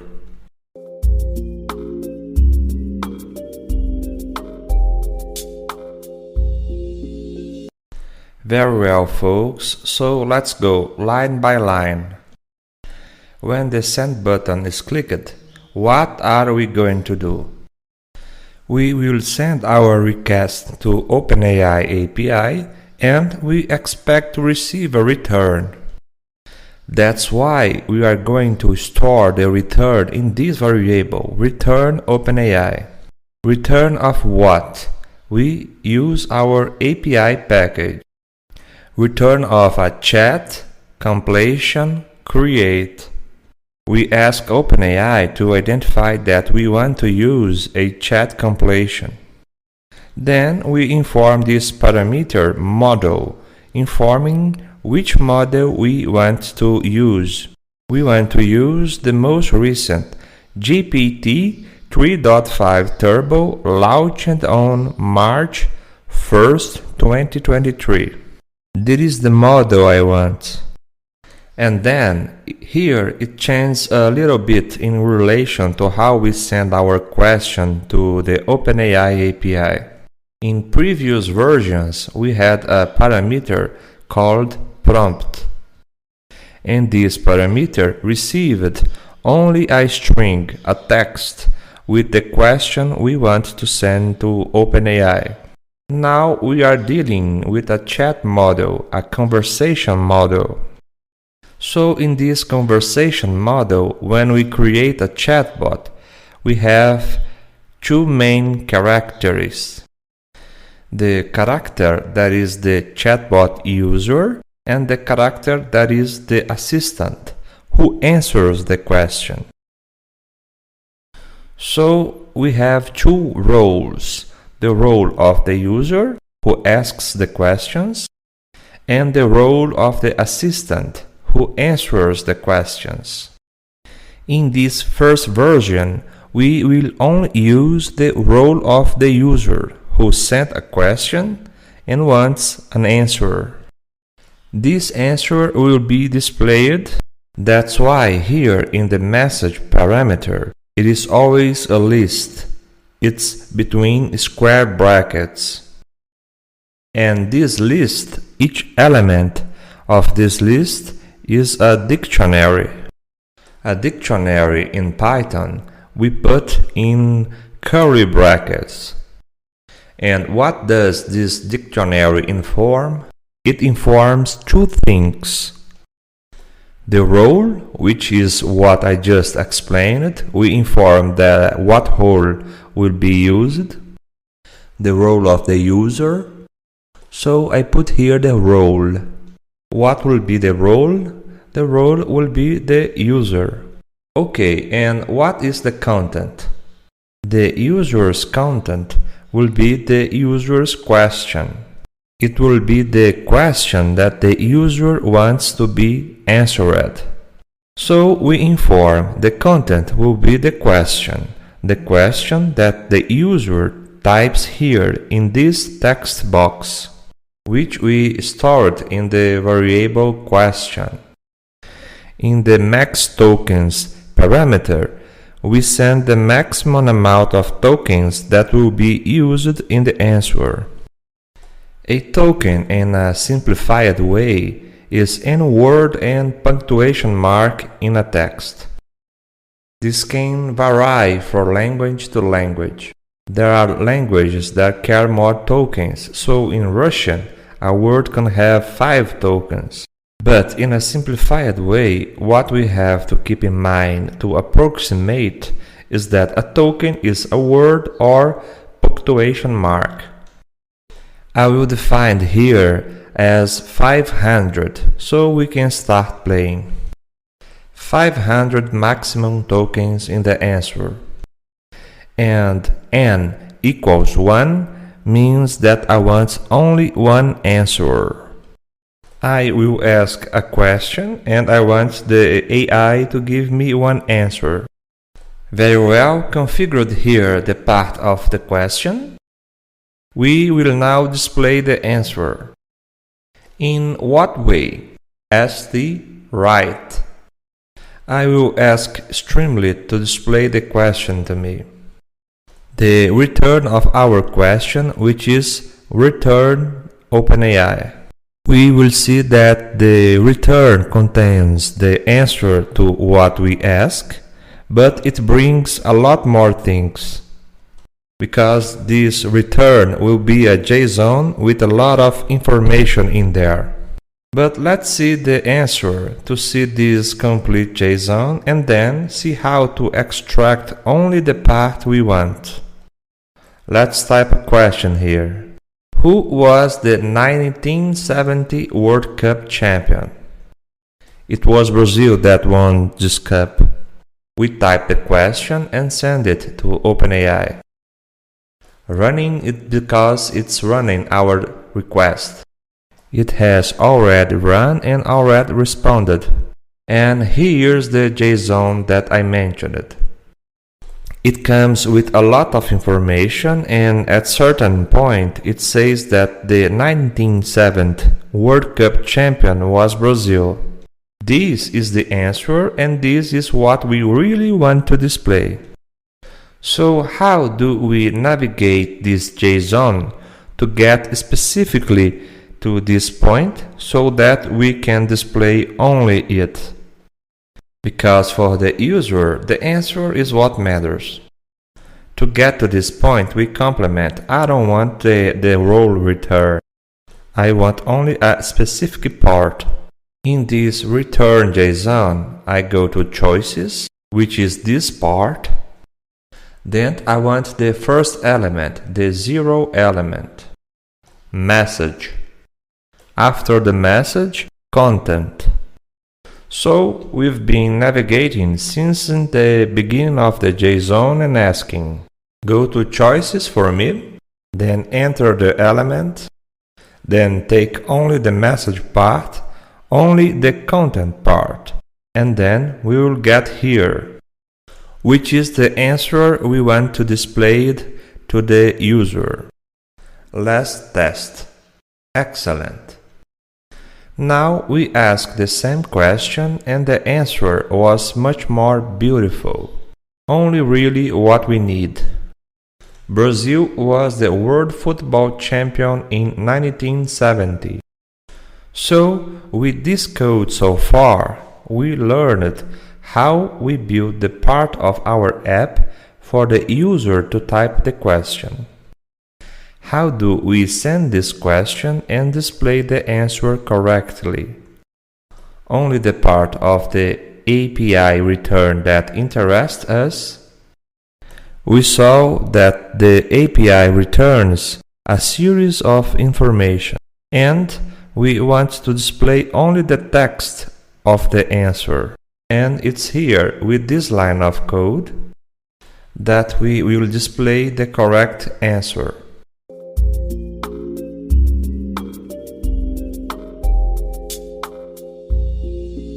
Very well, folks. Now we will evolve our chat to be an exchange of ideas with artificial intelligence.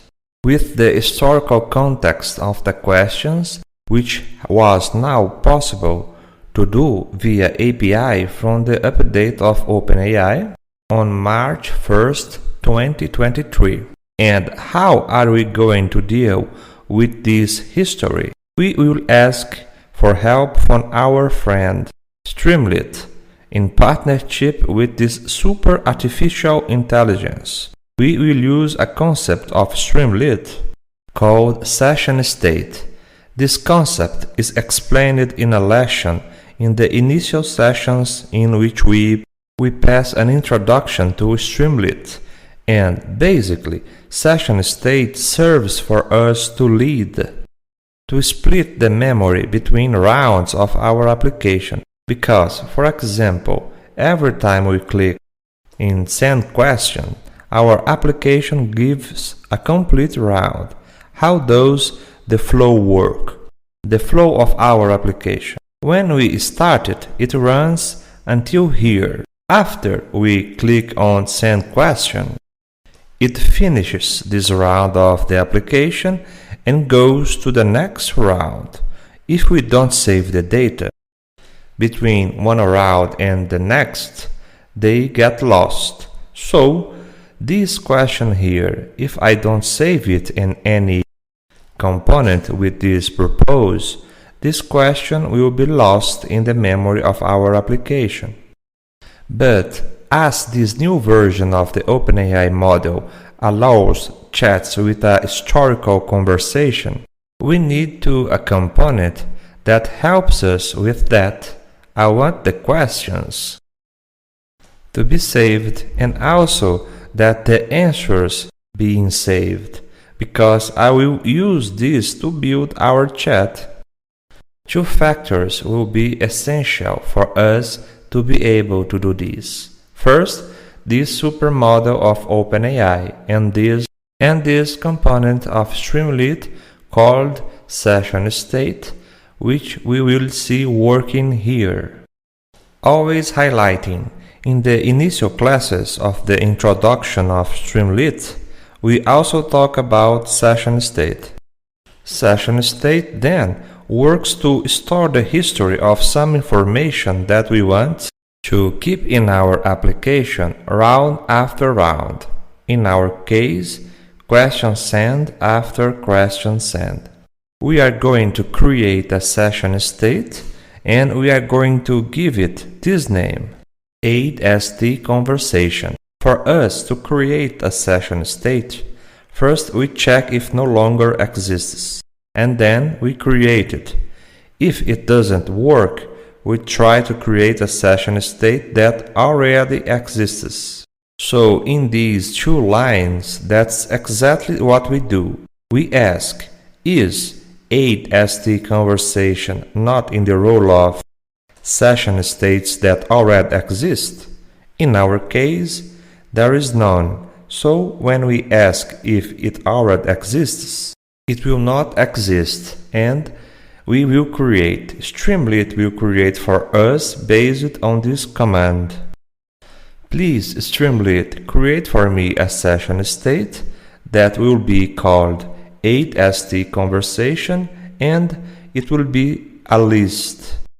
So this will be an instrument in which we will store the history of our chat, round after round of questions, and it will be central in our application because through it we will store the history for AI so that we can ask questions based on the last or the penultimate answer. In this first round of our application, this session state will be created. Then it will no longer be created because when you ask this question, it will already exist. If it already exists, we don't create it again. We will just work with as it will become clear in the next lines. Okay, we created our session state and now we will make the changes to the code to build our chat with the history of messages. In the context that the questions and answers are being made, the location for the question to be typed remains.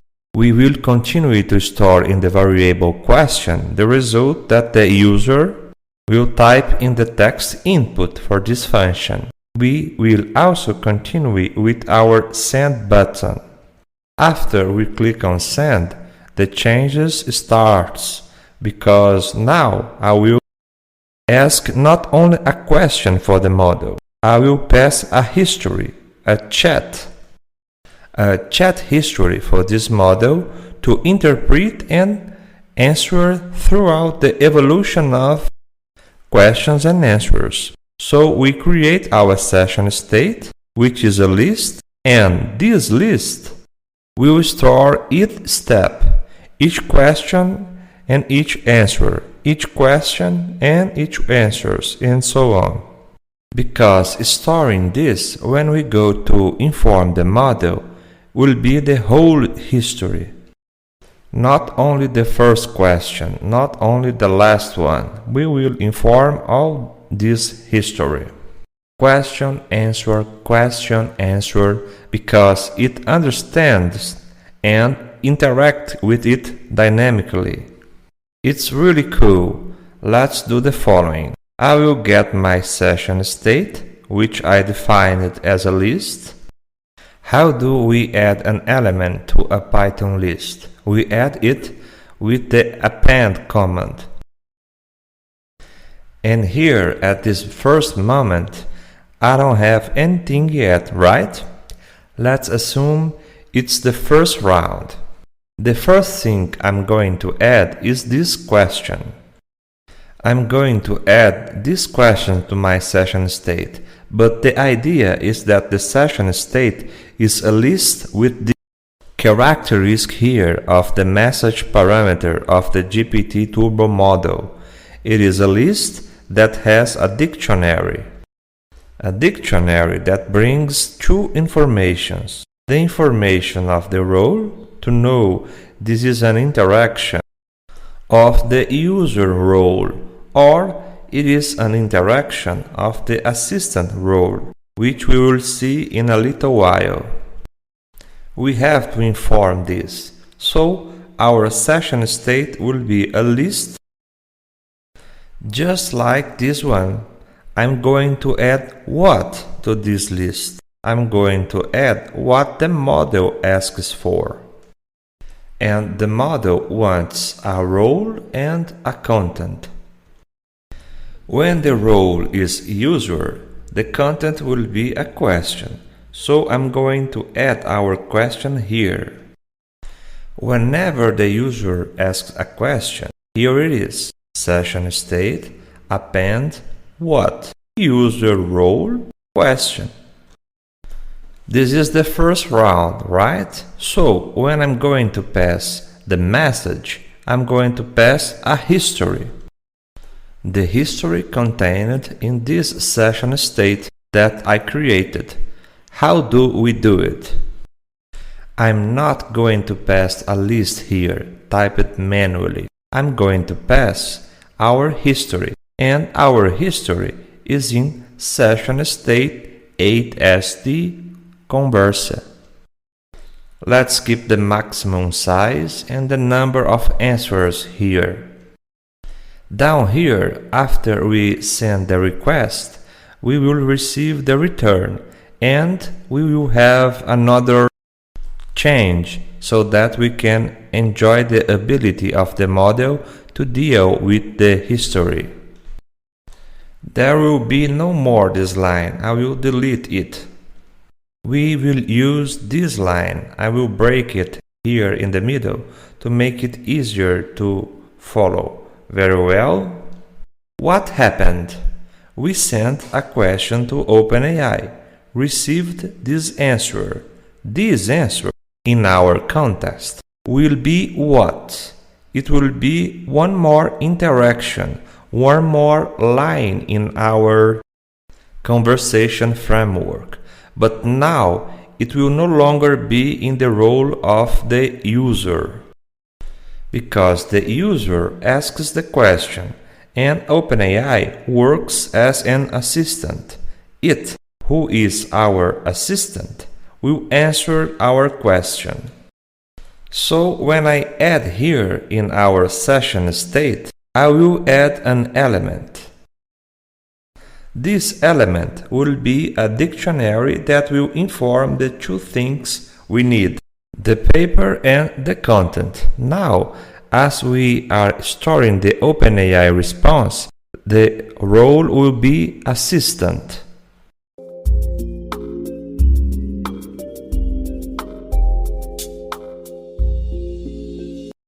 Very well, folks. And how are we going to display this content? With this code down here, which we will understand line by line. I will pass it here. Now we will no longer be dependent on the button being clicked. When you click the button, we send the question, receive the answer, and now it will display. But as it will be a chat, it will be dynamic. I will send several questions and receive several answers, and I will always display it down here. Not the last interaction, but the conversation as a whole. The only care we need to take initially is if it is when we started our app, we will not have any questions, right? So I just want this part of the chat display to be done when we already have something in our history. Our history will be saved in our great friend session state. I say here the following. When the length of our history is greater than 0, then you display it to me, please. And what will be displayed? We will always have like this. The first line will be a question, then an answer. In the sequence, one more question, then one more answer, one more question, one more answer, and so on. In Python, we always have to remember that the counting starts with 0. So we started the app. We did our first question. The first line of the history, the first element, will be 0, a question. Let's send this to OpenAI. Let's get our answer. And let's include one more item in our history of this conversation. This item now, which will be the number 1, will be an item of answer, right? Very well. We have the first question, which is the first item, item 0. The first answer, which will be the second item in Python, element 1 of our list. Then we ask another question. It will be the third element of this list. The third element of this list in Python is 0, 1, 2. In short, what will we have in our history of conversation? Element 0, element 2, 4, 6, 8 will always be question. And element 1, 3, 5, 7, 9 will always be answers. In other words, in even elements, we will have questions. In odd elements, we will have answers. Why all this? Because when displaying here in our chat, I will put you symbolizing the user and put the question. Then I put st right response of the AI to differentiate here in our app. You asking the response of the AI. You asking the response of the AI. This is what is in this code here. I'm going to do that check, that verification. Is there already a history of conversation? There is already. So the logic will be as follows. If the element is even, this conditional means that. That is, if the position of the element divided by 2 is equal to 0, that is, if it is an even position. We saw that the even position is what? The questions. So we will write the following. St right you to symbolize that is the user, and I will write the content of the conversation referring to this moment. There was a moment 0, 2, 4 to see if it is the first question, the second, etc. And how do we get there in the history of conversations? In the history of conversations, we store the role and the content.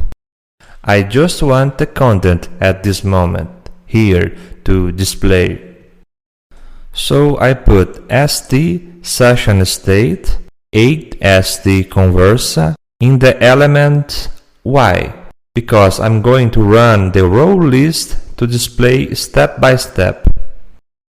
I just want the content.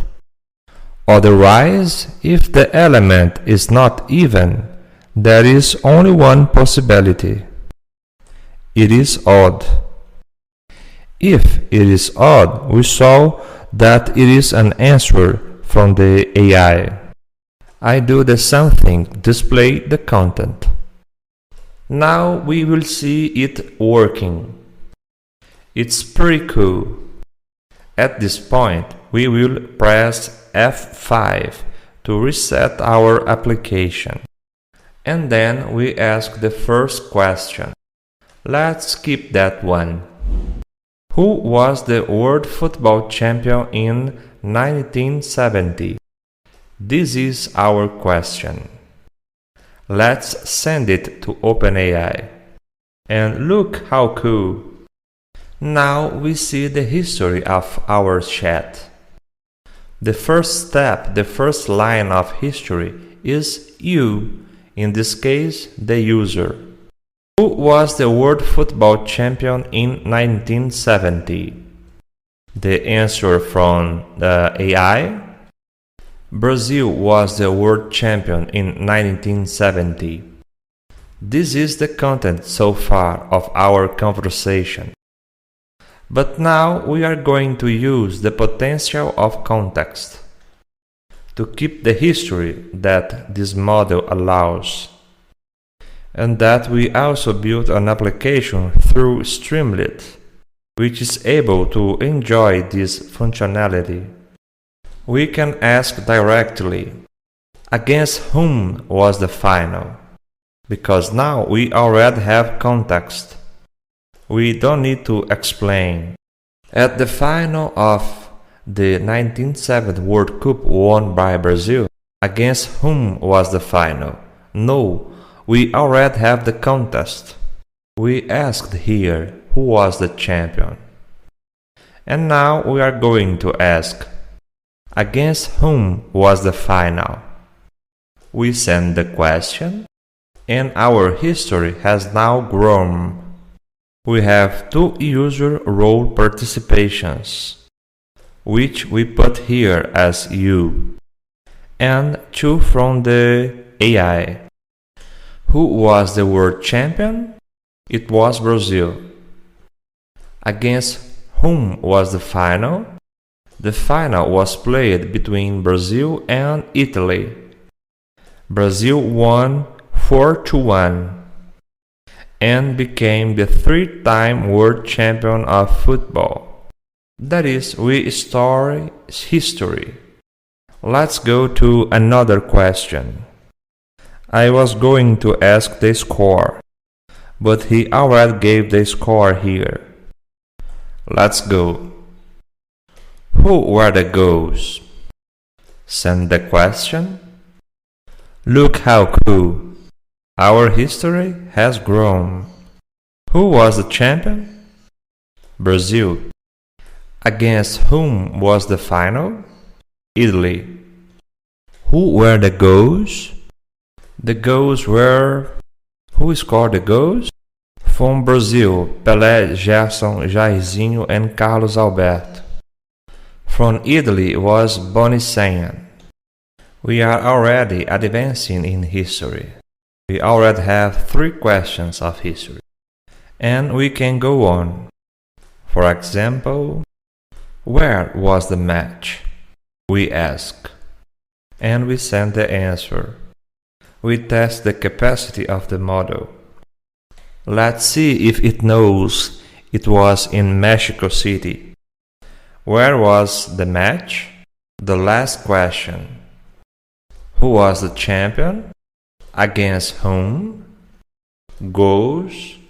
And now here, where was the match? The final was between Brazil and Italy. It was played at the Aztec Stadium in Mexico City on June 21, 1970. We really have the ability to make a chat and exchanges ideas with the OpenAI's artificial intelligence. We ask questions and receives answers. Then, depending on the topic, you ask another question, or even remember another question.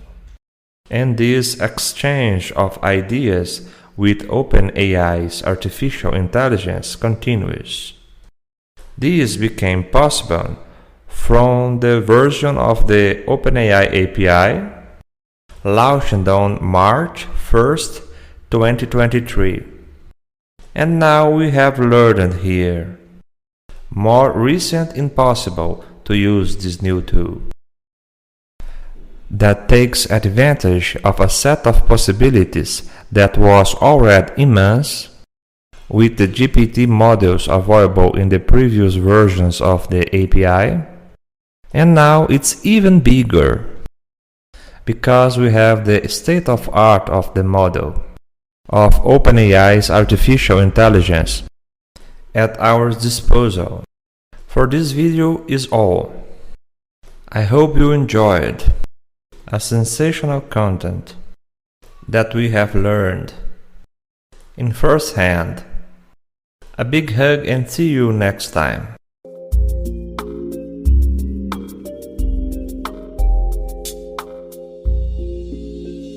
Very well, folks, in this video we will give a special touch to the appearance of our chat, so that it looks more like the most known chats apps like WhatsApp, Telegram, etc.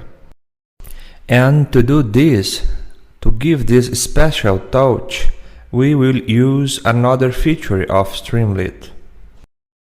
Because Streamlit already has several components, several widgets that we can use to build our app.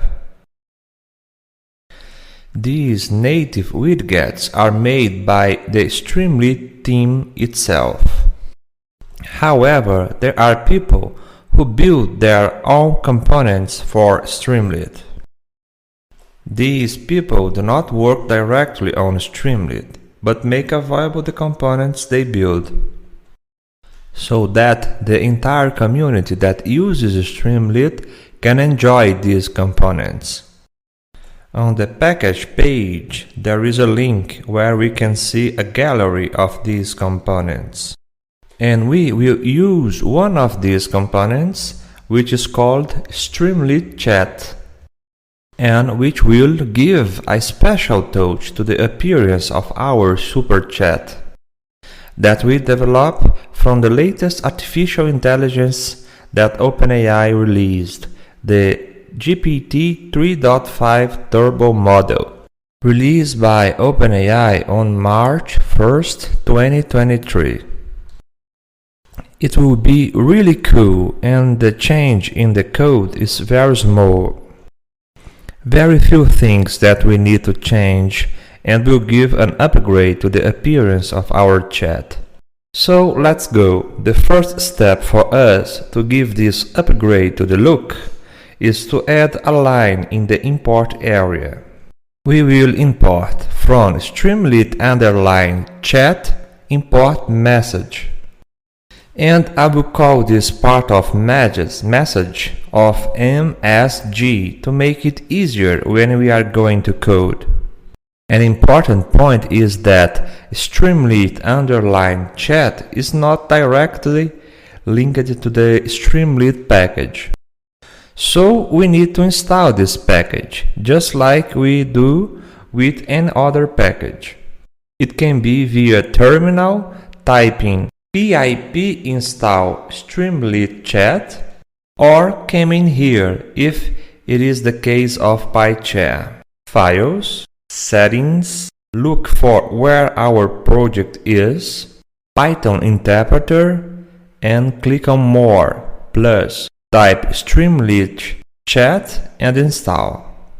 I will not install because I already did it, and it is already on my computer installed in this virtual environment. But it's simple, install a package. We've done this several times. So here it is. What did we do? Among the Streamlit Chat features, we took message and call it message. It is precisely with this component that we will improve the appearance of our chat and make it look like a WhatsApp, Telegram, etc. And now there are only two more small changes to the code. there will be 3 small changes. We already did this, imported the Streamlit chat, where we will use this feature right down there in this part of the code, because it will come to improve the look of our chat. So far, what did we do?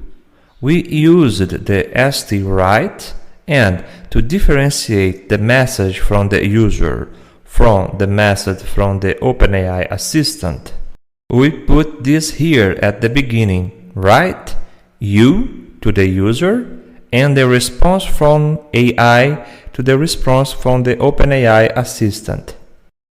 It worked very well, and now we will see another possibility with a look that I think is a little cooler. The only thing we will change is, instead of using the st_write, we will use the MSG that we imported on top of the Streamlit chat component.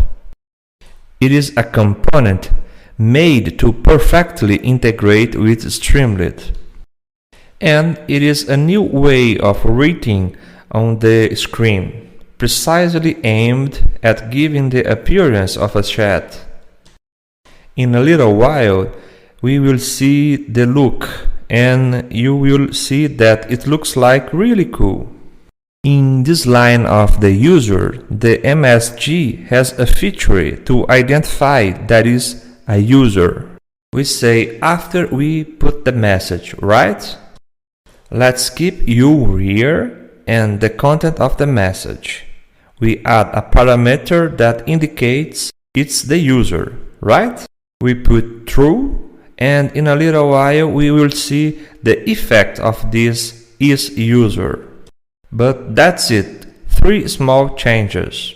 Import the Streamlit chat message, come here and replace the st_write by MSG, and put is user equal true in the part of the user messages.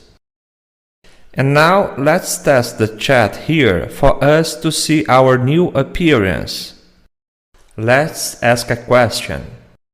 Which move won the Oscar for Best Move in 1999? Let's send a question. Ready, they answered. Here is the question, and here is the answer. What changed? Just the look.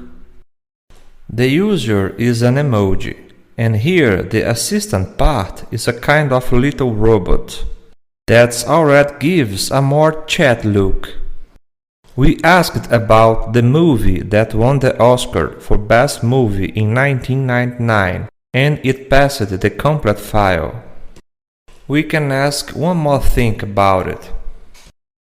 How many Oscars did the movie win in total? Let's see, we send a question. How many did it win? And here we get the answer. He won 7 Oscars in 1999. And here lists all categories. And we can continue asking other questions. We can see that the appearance is more cool. It really looks like a chat.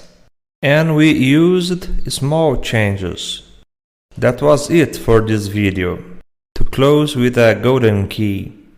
Our super chat supported by the latest OpenAI artificial intelligence, the GPT 3.5 Turbo, released on March 1st, 2023.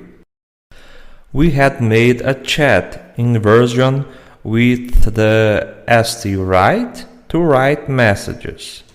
And now we have tried this feature of Streamlit, which is the Streamlit chat, which has this look that is better, especially when we are using with chat.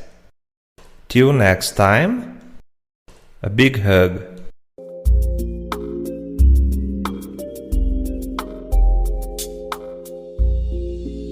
Very well, folks. Now, in this class, we will add a very interesting feature.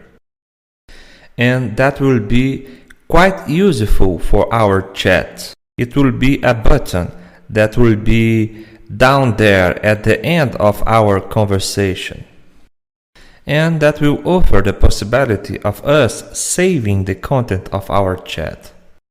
That is, all our exchange of ideas with OpenAI artificial intelligence will be saved in a Word document, because then we can take this document and edit, take advantage of and edit in a more pleasant environment. Our content that was generated by talking to the API of OpenAI Chat, we will save in a Word file, but it is also possible to open and edit this document, either in OpenOffice or LibreOffice document, which are free software, or also in a Google Docs, which, in addition to being free, is in the cloud. So we will have several options to edit and take advantage of the best way to enhance the value of the content that we generate by talking to the OpenAI API. All this within our own app. We will make an example here to demonstrate this in a case of use for digital marketing, and we will see that is very cool. The first step will be to install another Python package that will help us create and edit a Word document. This package I will install via terminal.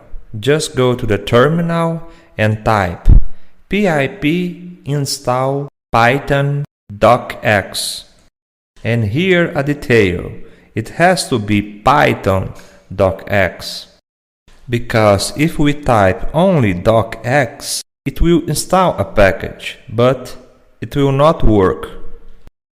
For all versions of Python after version 3.3, it has to be python docx.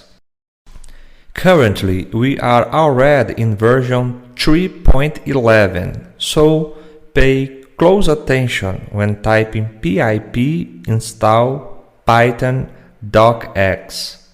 Hit enter and the package will be installed. After we install the package, we are ready to improve our app. I will close the terminal. And the change in the code starts precisely in the import part. We will import the docx. When importing, it is only docx.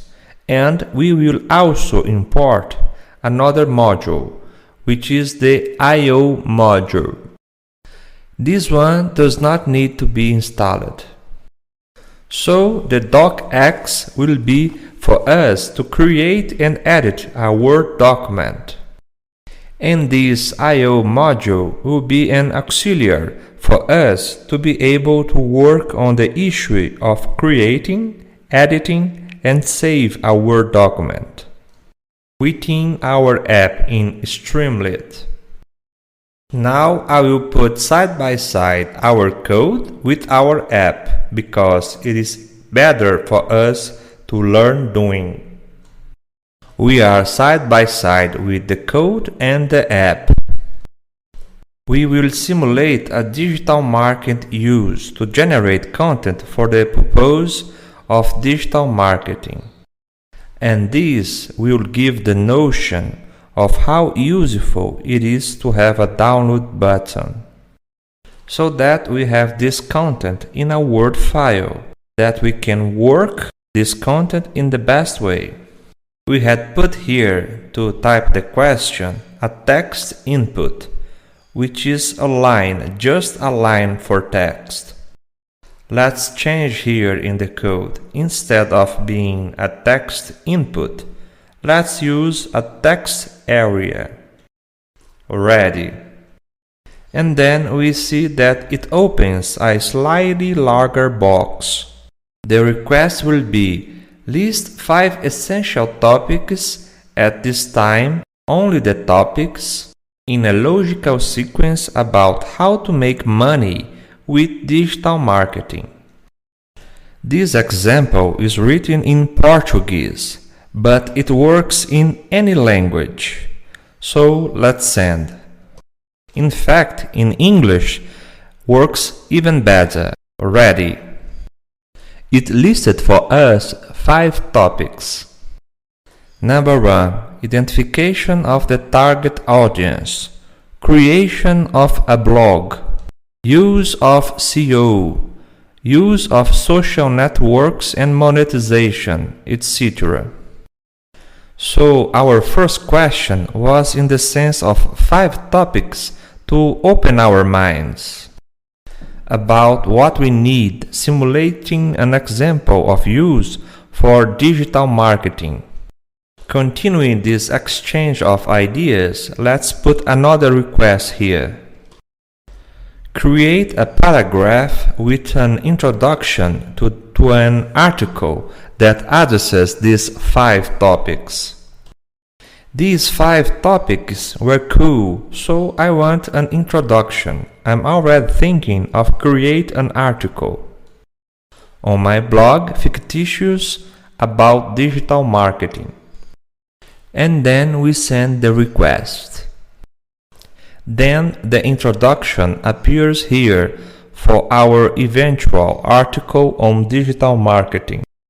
And we will continue to exchange ideas with the chat. But it is interesting that down here, at this point, always below the last message extended, we have a button and that we can, by clicking on this button, save the content. This goes to our Word file and we can edit it with any text editor.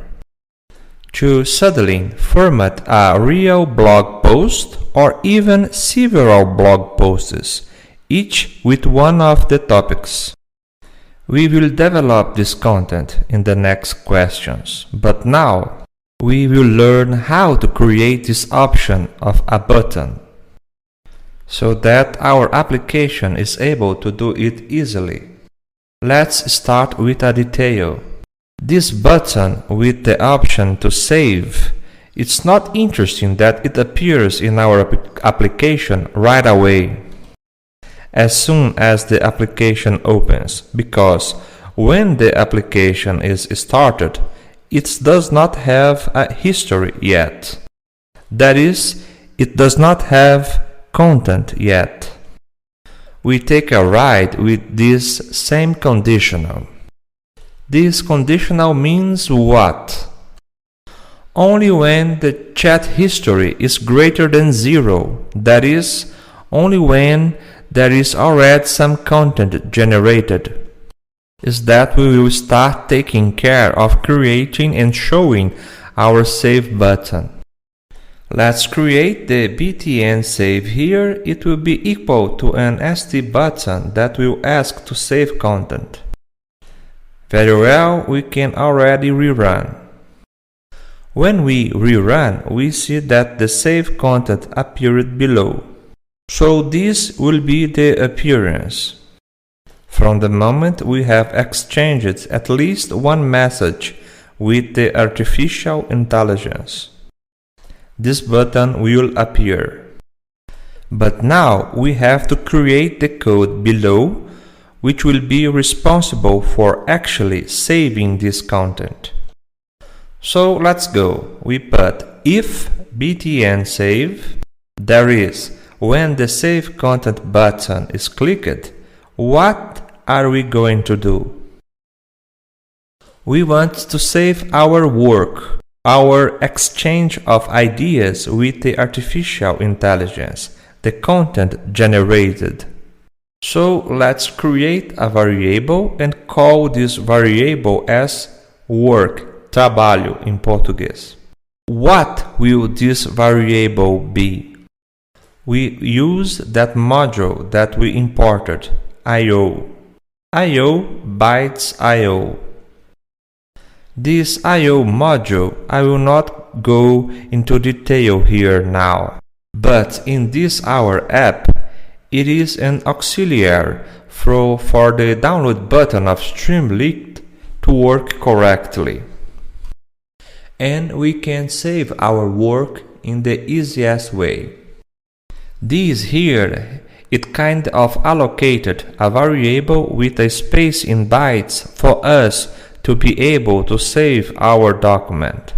In the next lines, we will see how we will use it, and it ends up being a little clearer. So after we create our work, we will create a Word document, which is where we will edit and save the content. How do we create a Word document? I will call document the variable that will store the document edition, and I will ask for the docx, which is the package that we installed to create a Word document. Through this command, docx.document. So what did we do here? Document is the variable that we will use to open the document and edit until the moment we save. And then the work variable will be used again. We will come down here. We ask for the document. Generate a Word document for me. Let's start editing our document. In the first line, we will ask for a document. Add a header with this text, content generated. Here we can put any text, right? I put content generated just to illustrate that the first line of our document will have there as a title, content generate document, and level 1 is to be a reasonable size title.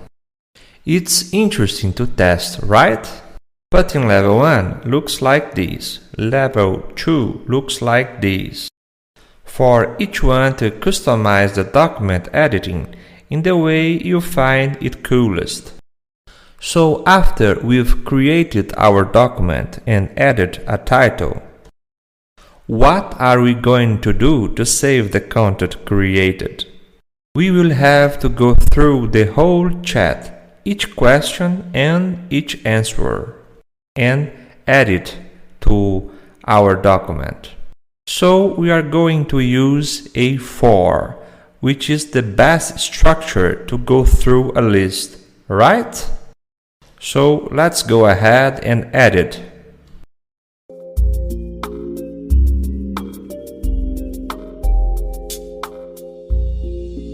Very well, folks, and the code of our for will be this one that we will pass line by line. What is the list that we will go through? The list that we will go through is precisely the conversation history that we created up there, which stored our conversation with the GPT chat.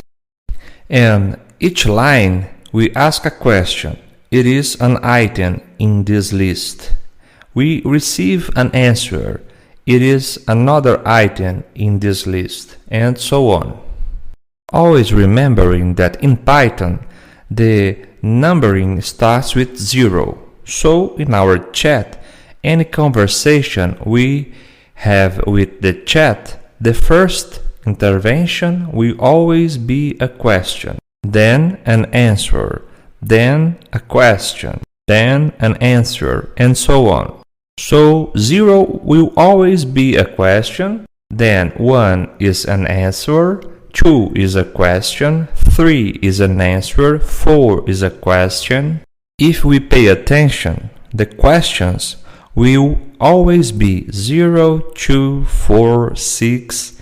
And what does this have in common? They are always even numbers. 0 is even, 2 is even, 4 is even.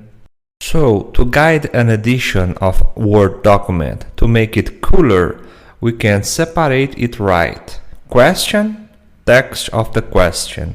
Answer, text of the answer. Question, text of the question. We do this for, And this line here is the same thing that we used up there. Now we know if it is an even line, I know by the rationale that we just did, it will be a question. If it is not even, it can only be odd, and by the rationale we did, odd is answer. So I will always say to Word document, if it is an even line, that is a question, please add a heading to me, question level 2. At this point I added a heading level 2, which is a little less than the heading level 1, because the header level 1 was the general title, and here are the sessions to add a question and answer. It is always worth testing. Level 1, level 2, level 3. So this far we go through the entire list of conversation. When it is a question, it announces, adds a heading of a question, then the content of the question. If it is odd, it will be an answer. Then it will add a heading to show that is the answer, and will add the content of the answer. Excellent! It's getting very good. It's almost over, and after going through all the content of our conversation and adding all the questions and all the answers, what will be missing? It will be missing to save this document, because after all the questions and answers have been added, the document is already finished, and I will save this document. How do we save? Then our work trabalho variable comes in after the for. It has to be outside the for. I come and ask for the document, save our work. This work variable will be what we will ask for the Streamlit to save. So the use of IO bits IO was necessarily precisely for this, so that we can inform Streamlit a way to save our document. After we had edited all our document, we added all the content that had to be added. We saved our document. Now let's ask Streamlit to download this work on our computer. And how do we do that? We ask Streamlit for a download button. And how does the download button work? It is st.download button. We put the label, like any other button, so I will put here, click here to save the content. And we have 3 more parameters to complete this download of the Word document. We have the parameter data, which is precisely the data that will be saved. And what are we going to save? Work. That's why we need to use IO bytes IO, because then we can inform Streamlit the content that it has to save in a format that it understands. And then it will generate a Word document, right with the information that we added. Another parameter is the file name, which is a parameter that we inform the file name that we want to save, the name of the Word file.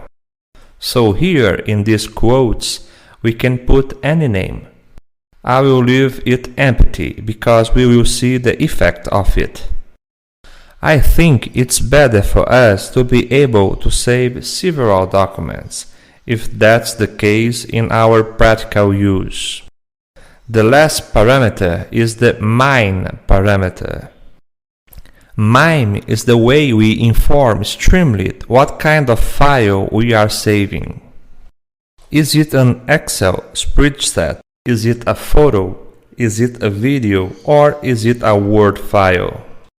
So in our case, it is a Word file. And we use this one. Is it real big? It's the MIME for Word files. If we search on Google, MIME Word file, we will see several sites explaining to us that this is the MIME. And also, if we want to Excel or photo, we play there on the Google, it always responds to us. And now, naturally, we can even ask the GPT chat itself. I think is the best alternative. ChatGPT is better than Google. This artificial intelligence that we are going on. It is so revolutionary that it came to mess with Google. Ready, in terms of code, we have already finished the edition. And our app is now able to save the content we created by exchanging idea with artificial intelligence. And for this example to be a little more complete, let's exchange a little more ideas with artificial intelligence. So we have a robust content, so that our post about digital marketing is very complete. Remembering here, we asked to list the 5 essential topics about how to make money in digital marketing. AI generated for us. Then we asked to create a paragraph with an introduction to an article that addresses precisely the 5 topics that it created. The AI created for us. Now we can ask for a little more detailed. Create a paragraph for each of the 5 topics you suggested. We are talking with AI, so you, in this case, is the AI. Very well, it is a greater interaction because it created a paragraph for each of the 5 topics. So the ChatGPT created for us here a paragraph for each of the 5 topics. And here an interesting point is because we take a look. It created a paragraph for topic 1, a paragraph for topic 2, another paragraph for topic 3, another paragraph for topic 4, and at the time of topic 5, it seems that it gave a gag. What could that be? Sometimes it happens, stop in the middle or here more to the end, because there was some inconsistency in the answer. Or it can be by virtue of this parameter here in our code, the max tokens. So, what do I advise? Always be attentive when generating the answer, evaluate it. And if it is a conversation about a subject that requires a lot of text, as is in this case, this example here, so increase the max tokens. Put here the max tokens with 3000, which will be a little more. So 3000, which then probably we will not have any kind of problem. It is a good practice to go refining which is the best value, depend on the purpose, to avoid stopping before finishing the answer as a whole. Putting here 3000 I think will work.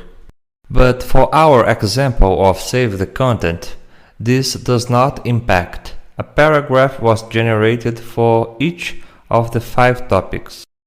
It stopped at the last, but let's ask to finish. We can ask here. Now create a text for a meta description of a post with this content on a blog on the internet. We send the message, the meta description is generated here. So, we, in this example, changed a lot of ideas with artificial intelligence. We asked for topics to be listed, a paragraph was created for each topic, an introduction, a meta description, and let's save now. Of course, if it were with the goal of actually generated content for a post, we would ask here to rectify this answer, to add the fifth topic here. Maybe we could ask to generate a paragraph with the conclusion. Anyway, leave everything cute with the goal of giving a leak to the idea we had, and leave the content closer so that in the editing part it was simpler for us to finish. But with this much of content here, it's already good for our example. Let's save the content and see it in our Word file to finish this lesson. We finish the chat, we click on Save Content, and here the download button appears. We click on Save. Then activate this condition here, if btn save. And we click here to save the content, which is the label that we defined in our download button. Clicking here, the document was saved and it goes straight to our downloads folder. Let's open the document, and what was generated was precisely this document here. Content generated, and then we have a question, answer, until down there. If we were really going to generate a post, we would edit it here. And suddenly we could take advantage of these 5 topics to put in an Instagram post or many posts.